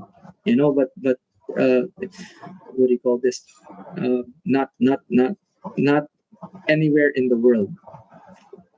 Open sea fishing in Singapore. No, they have a lot of fishing ponds in Singapore, and also they have some land-based fishing, and you can actually also go to islands where you can go fishing. Um, and then they're very close to Malaysia, and yeah, freshwater fishing for bass and snakeheads, and also some places where you ninja fishing. Toja is also from Singapore, so there's a few bit of Singaporeans in the channel.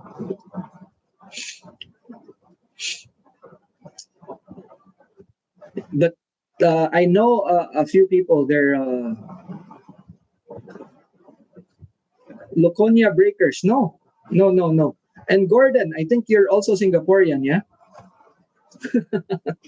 No, I haven't. I haven't been to the Breakers. I wish, because I love fishing off the rocks. Kelvin as well, you know. Don't they get Mekong catfish? That's Thailand, dude. No, I've caught the Mekong cats. Okay, let me show you guys Kelvin here. Okay, and some of the memories we have. Okay, here we go.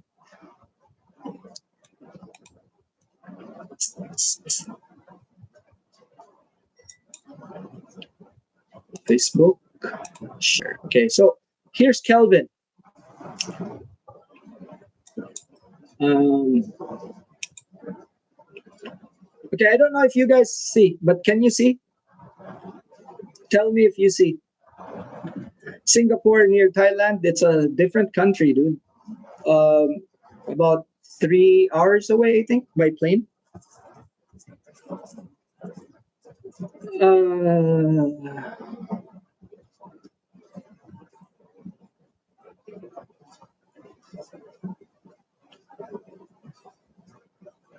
have you been to the? No, I haven't been. So I guess I answered that. Um, zoom in. That is zoomed in. There we go. So that's Kelvin, and that's a grunter. And there's a story behind this picture, actually. Okay, and then there we go. That's a better picture. So this is in the dead of night. This is like super, super dark. And we were fishing soft plastics. If you could see, you could actually see the jig there. Okay, and this was in the daytime. Okay, and that's just the stuff that we actually thought of bringing home. And some of us were actually fishing flies, but you could see that they're spinning in the bucket right there. You actually see a spinning rod that I was using. Okay, ninja fishing this. Anyway, so um, between Kelvin and myself, okay, do the math, guys. Okay, in one packet of lures, in one packet, you have 24 of these soft plastics. Okay,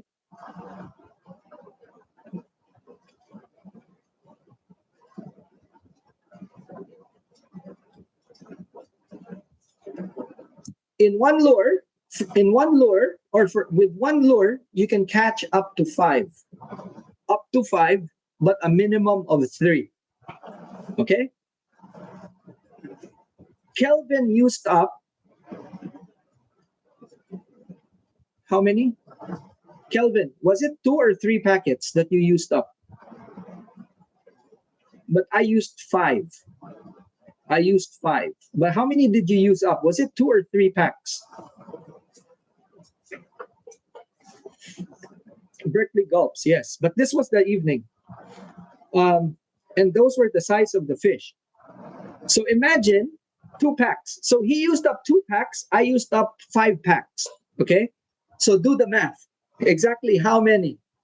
Exactly how many fish? A minimum of three, a maximum of five. Because at around five, that's when the lures actually are just, you can't use them anymore. You know, they get chewed up pretty bad. But imagine how many fish that is, like in one evening.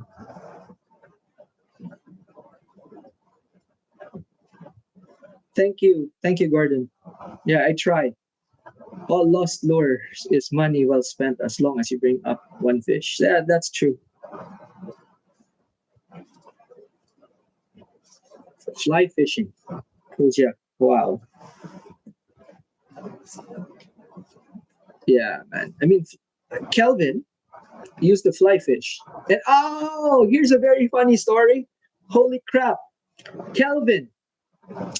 Um, and this happened in the summer in not in the same place, but pretty close. So we were fishing in this area we call the cracks. And then before the cracks is an area we call Grunter City. So I was fishing the cracks and we were fly fishing. And then this area called Grunter City, and Kelvin was there, right? And before he went, he actually said, like, I don't understand why you guys call this place Grunter City. So I'm gonna, because we just name it, we just name the place randomly and stuff. And then Kel's like, okay, let's I'm gonna go to Grunter City, okay, and I like I'm staying here, man, because I was fishing for uh, flatheads. I was fishing for flatheads. So he went to Grunter City, and you could see him. You could see him. And then there was an instance where I wasn't paying attention, right? And I was doing my own fishing. And then before you know it, and mind you, we have to go with kayaks in this area. Okay. So after a few hours or something of fishing away from each other, Kelvin just freaking comes back, shaking his head and stuff. And then he goes, bro, I know why you call it Grunter City now. So his four-piece fly rod became a five-piece fly rod in Grunter City. So basically, what happened is he was casting, a big fish took it, right, and it ran towards him, and he was reeling in fast and everything. And then the fish literally went between his legs, and his rod literally just bent in and snapped. Okay, so that was his rude introduction to Grunter City. Because Grunter City, we call it Grunter City because the fish that you find there, they're very hard to find. And you actually have to look for what we call grunter holes. Okay, and these are holes made in the water by the grunter. And this is a flat bed of sand. And the grunter actually kind of burrow in, right? So you have to find these holes, and you don't see the fish because they're very well camouflaged, even if the water is very clear. And Grunter City has like really good water flow, so it's always clear. So you look for these holes, and suddenly, if you look hard enough, you'll see these holes move because you don't see the grunter, but you see the shadow, right? And usually, the fish that are here are actually really big. They're not. There's not a lot. Okay, there's not a lot, but there's really big fish there. And yeah, so he broke his rod, paddled over to me. Here's another funny story while we were there. So he did, poor guy didn't have his fill, right? So he asked if he could borrow my rod. And my fly, the fly that I made, and it's a very like one of our friends who's a very good fly tyer. His name is Luca. Okay, Luca Bonetti. And Luca, he's like he went to school for fly fishing, so his cast is like excellent. And his tying skills are way up there. He's very good fly tyer. And when I showed him the fly that we use to catch these grunters, he laughed at me and actually said, like, bro, that's kind of like an insult to the fish because the flies look so bad, right? They look so bad. But tell you what, they're so freaking effective, right? And that's the kind of design that I actually stuck with. So my worm flies, and I don't really show them, but my worm flies are like killer for these fish. And I have a box full of them. Okay, and I'm very generous when it comes to this from my fishing buddy. So I gave Kelvin like a few when we went out, and guess what? In this particular trip, he actually used all of these. He used them out, and yeah. Well, down the line, maybe. Yeah, sure, we could do that. Um, but yeah, yeah, exactly. So this fly was like super good. Anyway, so um, I I gave him some flies. He used them all up, um, and he came back to me because he didn't have flies left, and I only had a few flies left. And mind you, these flies are so good, but you actually use a lot of them.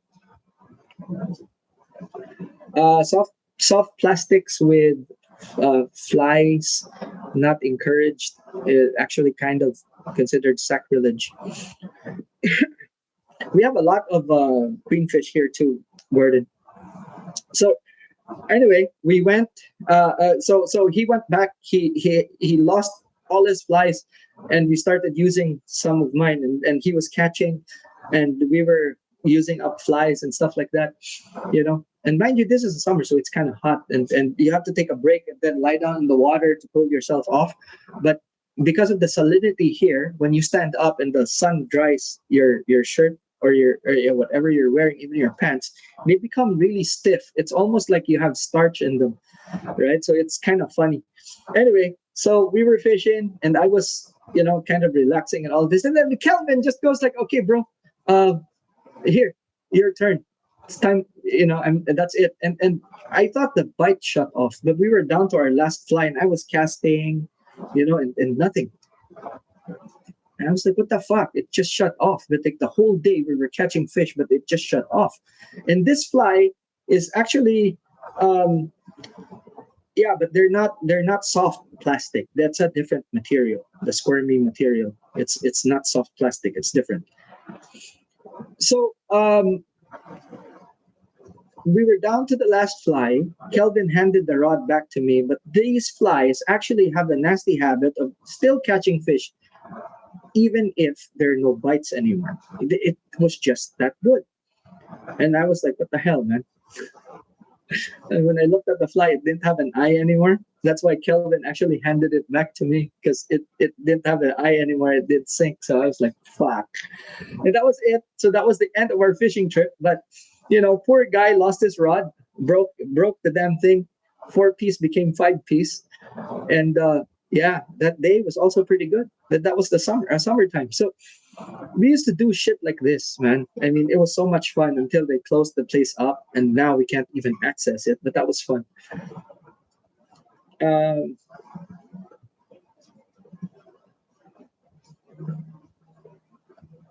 yeah. That Gordon, that's something that we've done like a long time. Used lures to deliver flies and stuff. That's like old school. Fly fishing for queenies, it's fun. Okay, especially the big queens. Um, However, not my most favorite fish to fish for. But I've caught them on flies, and we catch some really big queen fish here. Like some of our queen fish here are like trophy size, like um, a meter size, and that's regular. Like I can go out right now, go offshore, and see like a shitload of queenies because it's still warm. And the summertime is actually peak for queen fish here. They're on flies. They're actually quite fun, I would say. So um, yeah, I would say.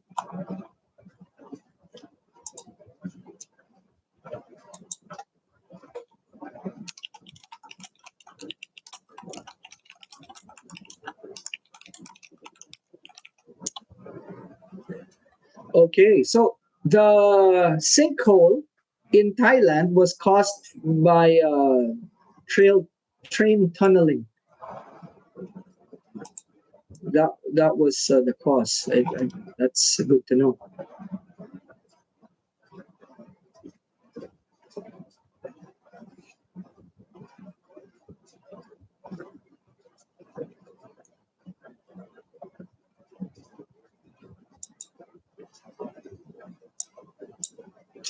I miss fly fishing actually.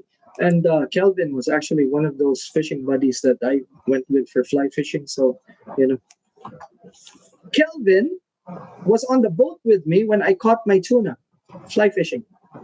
So he was the guy who actually saw the fly reel hitting my balls. There were only three of us, and that was funny. And that happened after a fishing trip that was just botched. And then the next day we were like, fuck this, man. Let's go out. Let's go, fishing. And we went.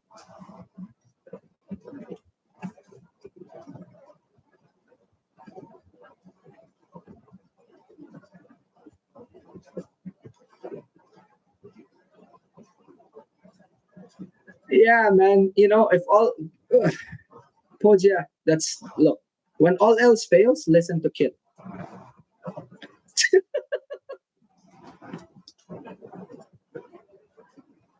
That's the thing.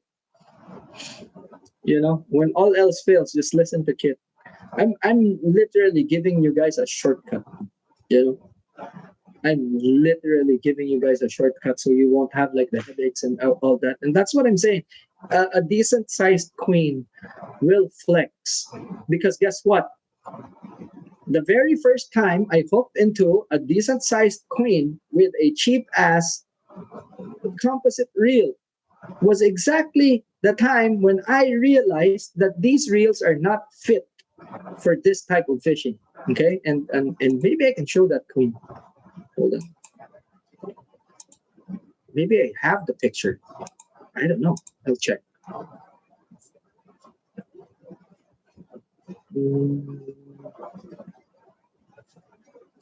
Do I even have that picture?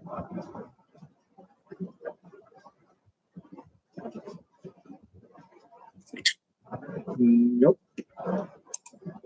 Mm,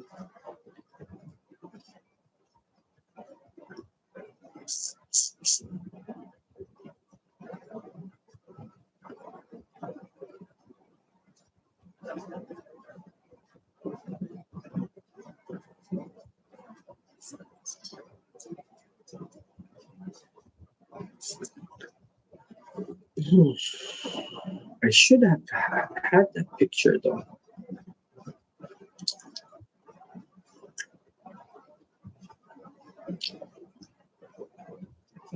Oh, that sucks, man.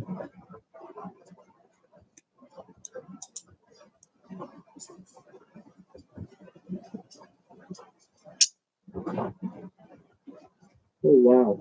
I know they were on this other website because I used to post a lot of fishing pictures in that one website, and then they kind of went out of business. Multiply, I believe it was. And I thought I had an album here. I'm pretty sure I had an album, but when Facebook crashed, I think that album went out.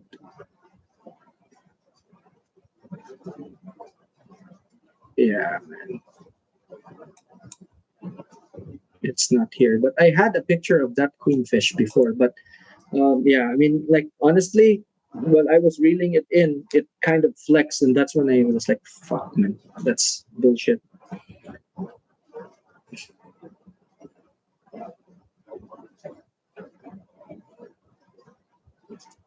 Assist hooks. I think a lot of people actually find this channel because of assist hooks. I just make a lot of assist hook videos. Uh, and I was the first one to actually think of doing specific assist hooks for each specific jig and stuff. Yeah, and you know what?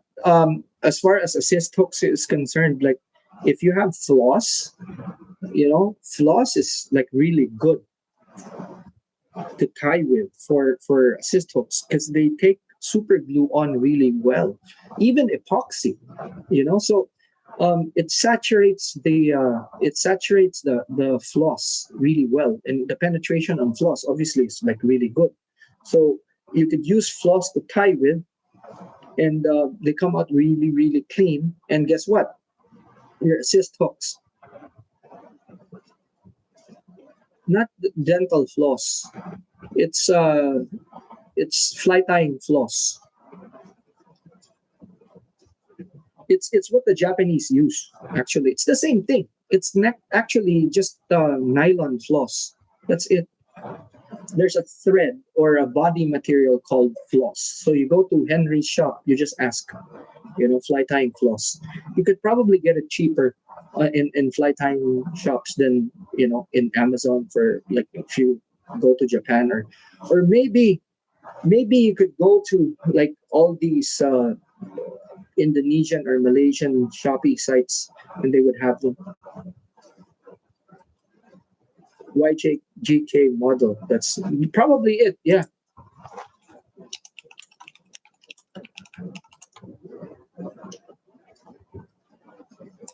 Galis dental floss. No, different, different, different, different. I see it now. No, it's different. No, these are like colored dental floss for rigging. This is different. This is the same type of dental. This is like dental floss, dental floss. It's a dental floss you actually use for rigging for big game and what do you call this for? Like take for example, if you want to protect like a splice, you put this on. That's something we use it for rigging baits and stuff. Yes, we use this as well.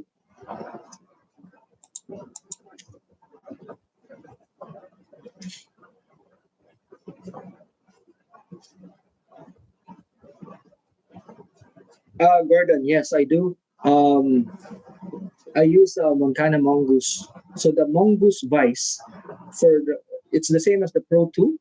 and they can take up to 10 oh, no problem.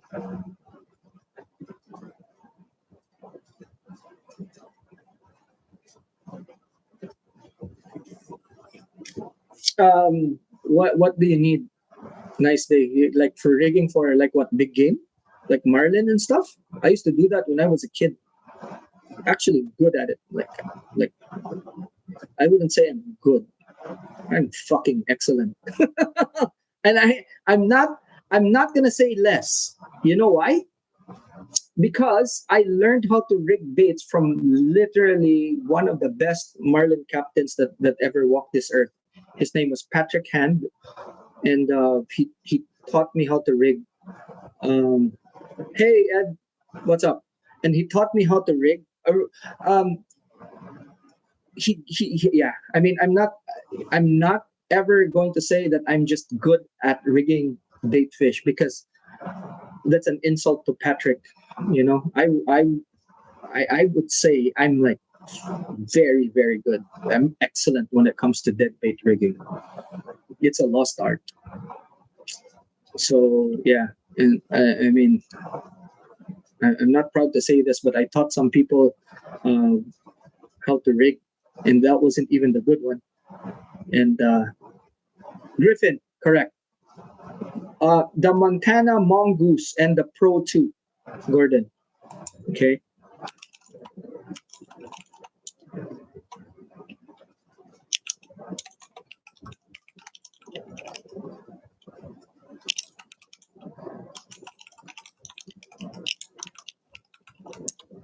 Those are the two devices that I work with. Okay, I still have to find where I put my Pro 2, but right now I have the Mongoose when I tie, and man, that freaking best ever. I'm not gonna say that it's like literally for assist hook tying. I haven't found a vice that's better. You know, I reached out to to Griffin, but I actually didn't get a response. But if they respond, Griffin, okay, um, I could actually, I'd want to collaborate with them and make like a vice for assist hook tying, because I actually have ideas to like make it, you know, but I don't know, they didn't respond, so I'll try again. But definitely I would want to collaborate with um, Griffin to make something like this, happen. Because if there's a little bit of improvement that I want, and if I'm able to do it, like holy shit, man, we'd have like super awesome what do you call this? Vices for specifically for fly tying. Sorry, for assist hook tying. And I'm pretty sure that if we did this with Griffin, there'd be a lot of companies that would copy like the style, but I want Griffin to be the first one, and it's what I use. So I'm thinking probably, I should be talking to them, but they haven't replied. So let's see, maybe I'll try calling them. Who knows, or maybe I'll try and see exactly if I have like a connection with someone that could vouch for me in Griffin, so we'll see. Because um, it would probably be something. And even if there are people that are tying with assist hook vices, their fly tying vices for assist hooks, if they see what I have in mind, you know, and guess what? Probably what's gonna happen is if these guys don't respond, I'm probably gonna talk to a Chinese company. Fuck it. I'm probably gonna talk to a Chinese company, or I'll talk to a company like Owner, who probably has like a vested interest, or maybe not, because Owner doesn't.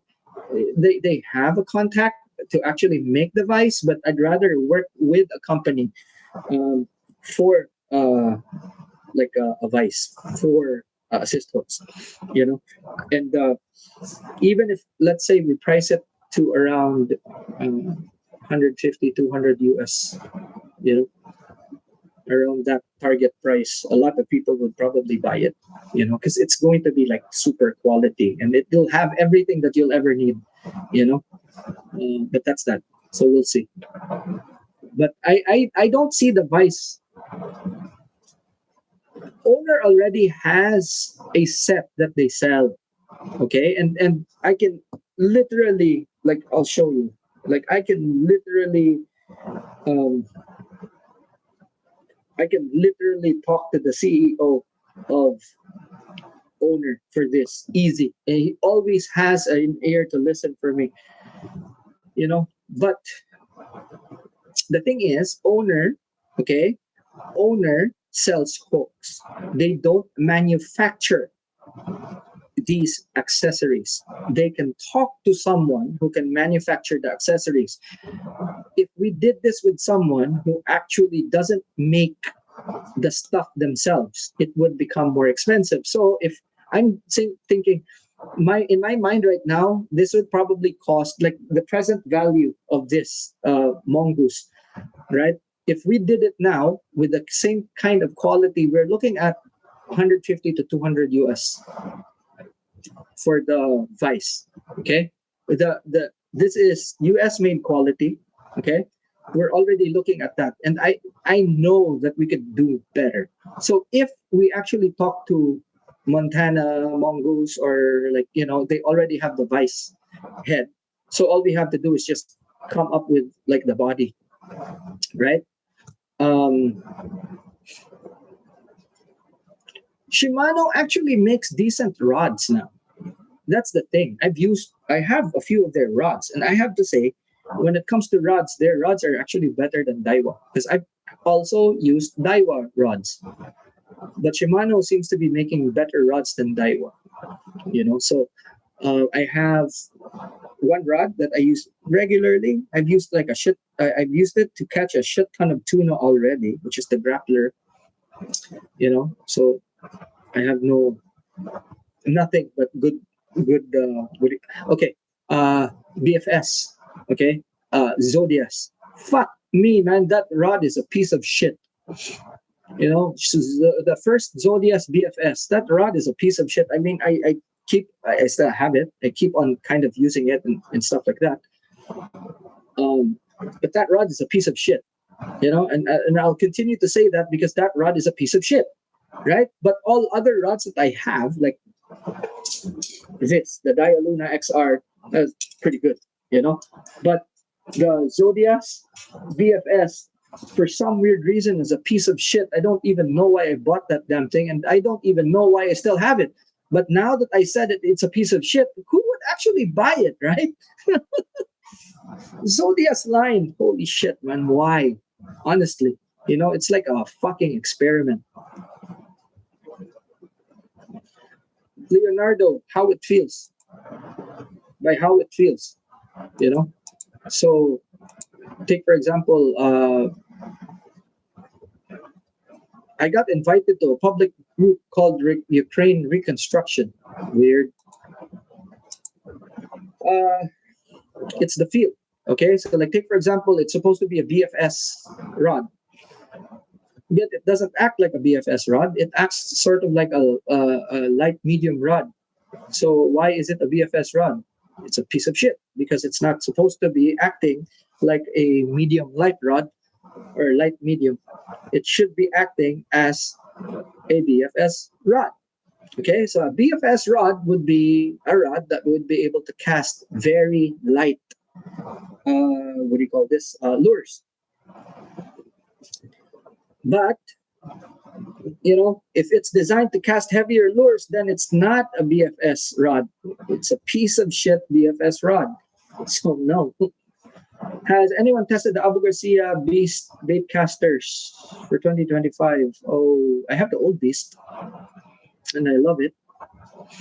But I have not used the 2025. I stopped buying reels. And these days, if I buy a reel, it has to be hella important for me to actually buy it. Like I said, the financial situation these days is not the best, and kind of not a good thing. But we're powering through that. Listen, guys, I'm gonna have lunch because it's already 3 o'clock, and I have to do something before 5 o'clock. Alrighty. So I have to end the stream. Alrighty. I actually started the stream like what just past midday, and man, I didn't know you guys were here.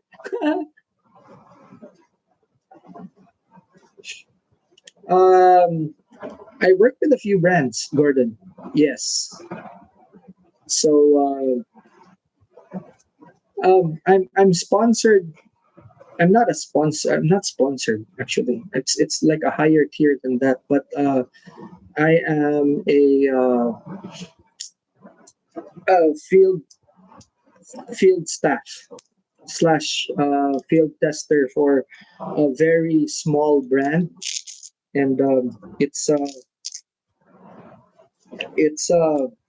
what do you call this? It's a very little known brand outside of Asia, you know. And I'm proud to be working with them actually. So yeah, this brand right here.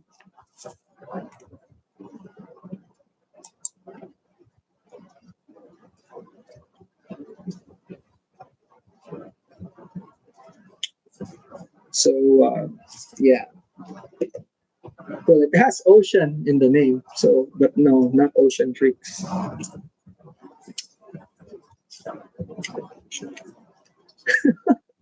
It is a small brand. It's a boutique brand. It's a boutique brand. So I work with them, and I help them out. And hold on, let me show you what I have actually contributed in.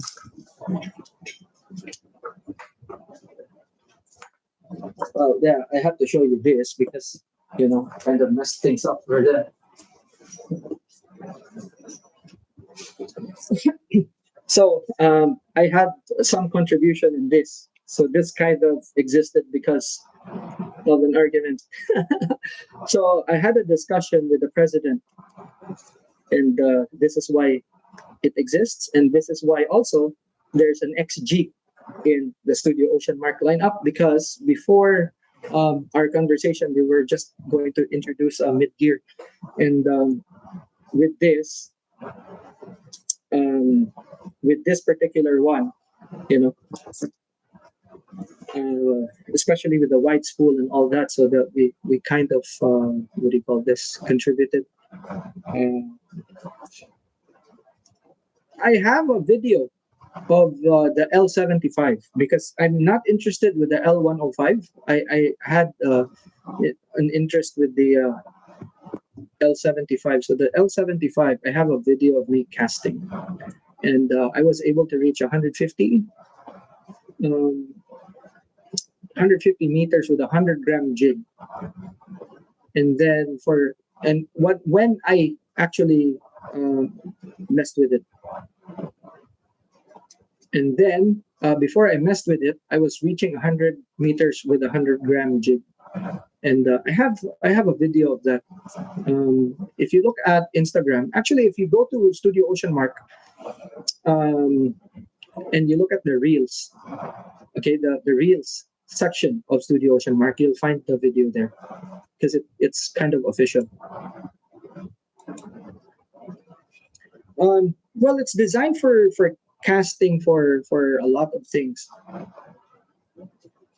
and yeah, it could catch doggies definitely. It's a strong reel. I mean, it's caught dogtooth already. Actually, there's been some videos. Another thing is that when they asked me about sending me one of these, and if I wanted to do something with it, I asked them to actually put this handle on, and I released a video unboxing and all that, and then a lot of people saw that video, and they were actually kind of forced to release a similar reel with the kind of specs that I had because I wanted a deeper spool. Um, so they had a special run of a reel that's quite similar to mine, and let me show you. Uh, Original limited model, original reel, and then they have the Blue Safari BS 35. So here we go. So once I had mine, and then I showed it in the channel, and then it kind of made the rounds, and they were forced to actually put put that out. So there's actually a model, okay. And then when they sent me the other,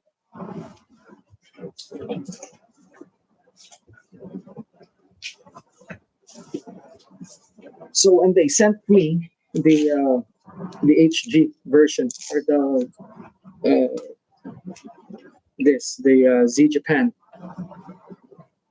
came out of the box like this. So they instead of the usual what do you call this? Instead of the usual handle, the K model or the kit model actually has that, and then the spool is also different.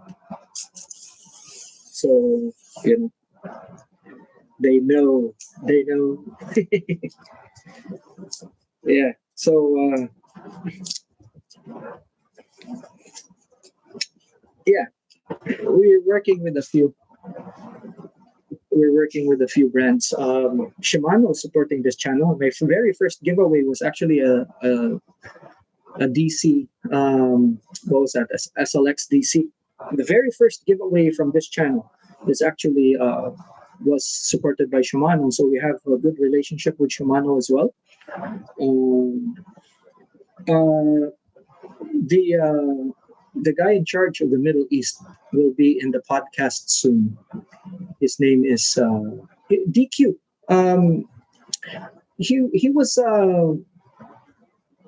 Daryl Quinton. He's a professional, like not just a professional man. This guy's actually a world.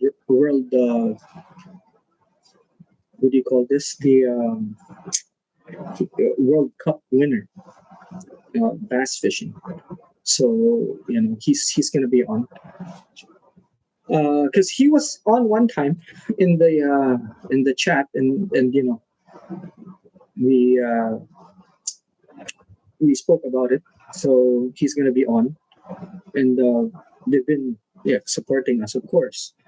Owner is a huge supporter, and I regularly talk to the what do you call this, the CEO. The owner of owner, for some weird reason, likes me. I had dinner with him one time, and I didn't know the significance at first, but he was literally pouring my drinks, and since he was doing it, I was also pouring his drinks and stuff. And I saw that in the movies, right? And everybody in the room was actually looking at us because we were at it was a U-shaped table, and his instructions were to actually sit us at the very end, and he was sitting right in front of me, and we were talking, and he was pouring my drinks, and I didn't know, but I thought it was just common courtesy to actually do that, so I was also pouring his drinks and stuff. And everyone in the room was actually just looking at us. I didn't know what the significance was until they were like, "Holy shit, who the hell is this guy?" And I was easily the youngest in the lot, right? Because these were all the dealers all over the world of owner.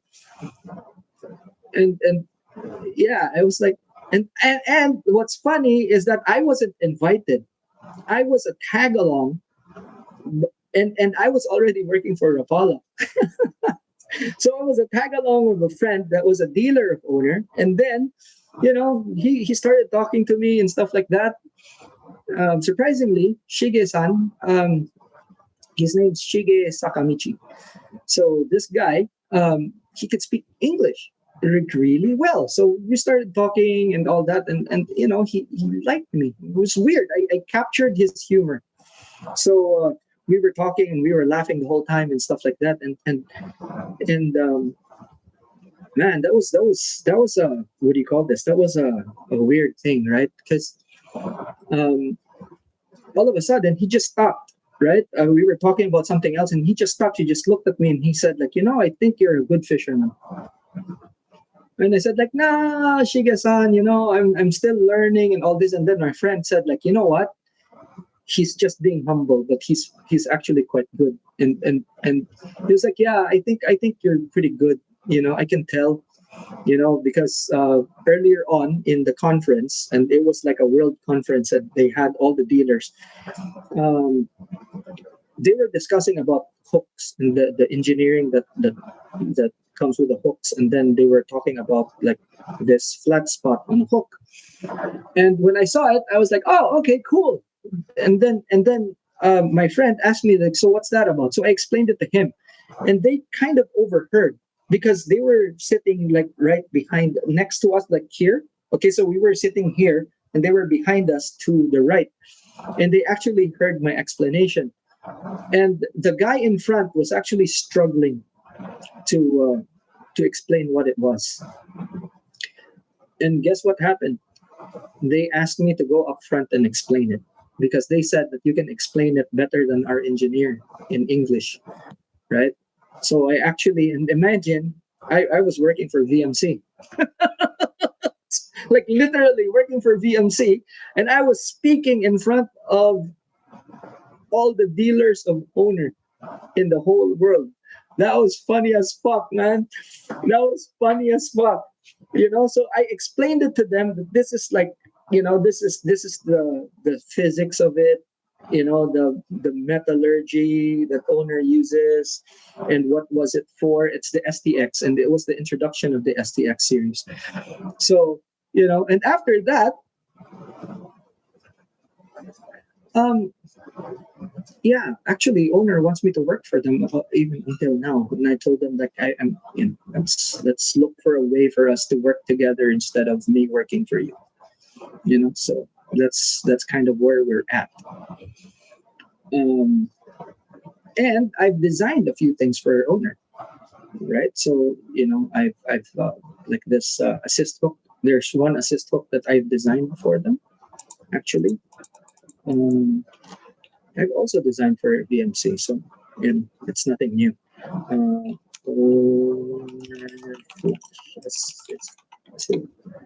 So let's look for that particular one. So like all of this and the iteration of this,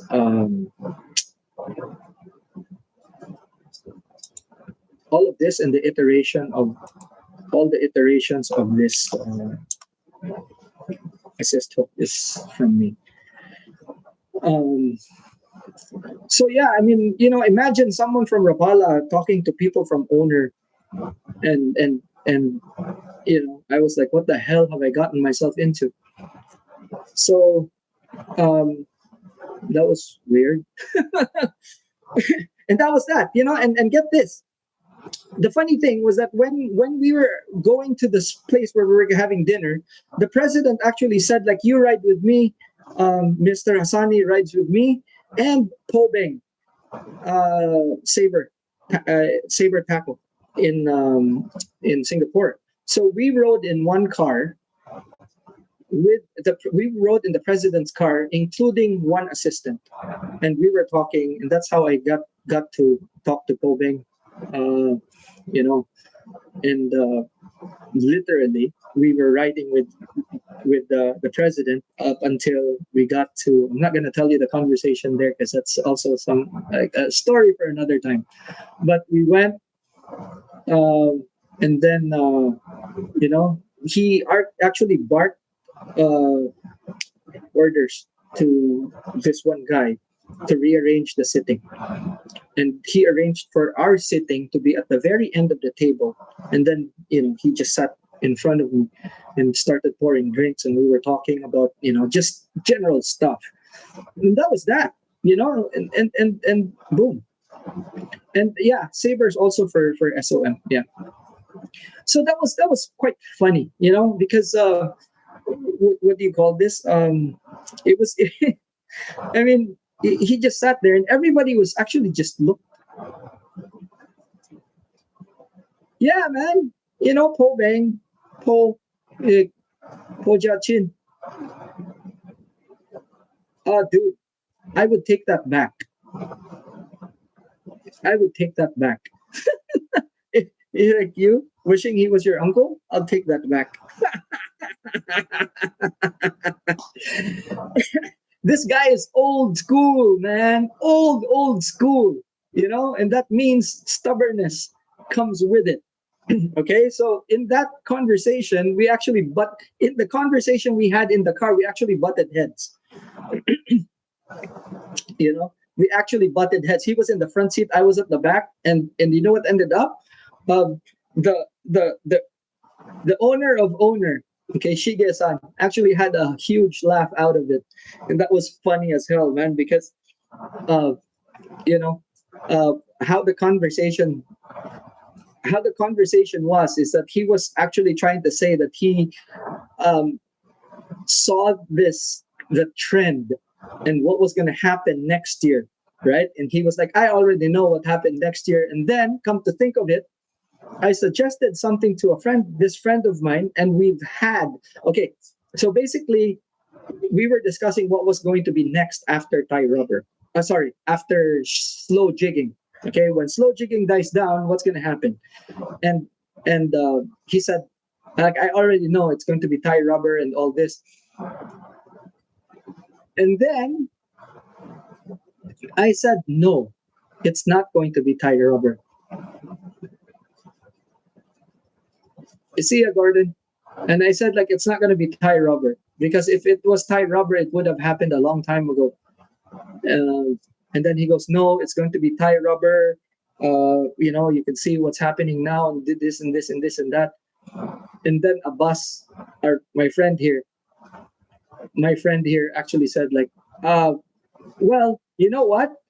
If it's tie rubber, then it's good, because he told me 4 years ago that it was going to happen, and I have a whole wall on my tackle shop of these things, and they're still there. And the owner, Shige-san, he started laughing, and he was like, you see it for next year. He saw it 5 years ago. And that was funny as hell, man. The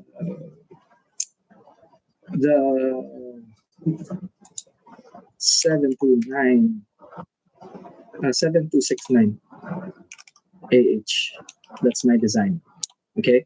And then, when was this? I think it was like 2017. 2017 onwards, they used my math for all assist hooks. So everything that you find after 2017 on VMC, they use my math for the assist hooks. And it started with the 7269 AH. And you can see the prototype in my Instagram, actually, unconspicuously just sitting there. So, you know, because they sent me like a shitload of 7269s. When was this? Like before its release. So they sent me a few boxes, and I started. And this was before the introduction of the assist hooks. So I started making some and stuff like that. And then I spoke to the brand manager of VMC, and you know, I gave him the math, and he listened to what I had to say. And the 7269 was actually born from that. And then after that, my math was used, because there is math involved. And if you look at the webs, there is, hold on. Let me show you.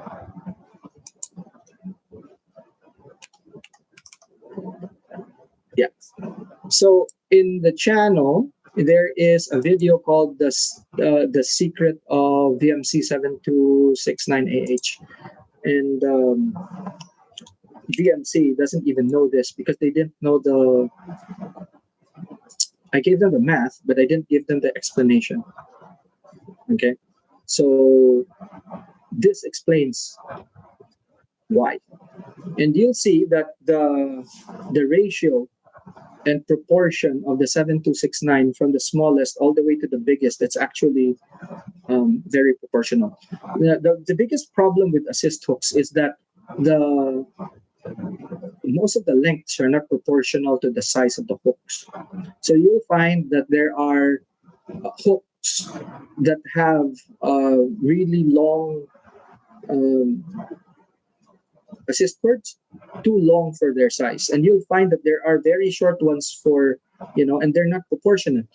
So with my math, it becomes very proportionate for each hook size, the length. So you'll find that even in the illustration on the what do you call this, on the thumbnail, you'll find that if you compare, it's very proportional. Like all of the hooks are proportional to the length of the assist cords, and that's the math that I'm talking about there. Alrighty. Anyway, I have to have lunch, guys. It's almost 3 hours, and I have to like kind of be in a hurry for this because we have to take the checks to the real estate guy for our house. That has to be done today. Alrighty. So that's it for this stream. Thanks so much for joining, guys, and class dismissed. See you again soon.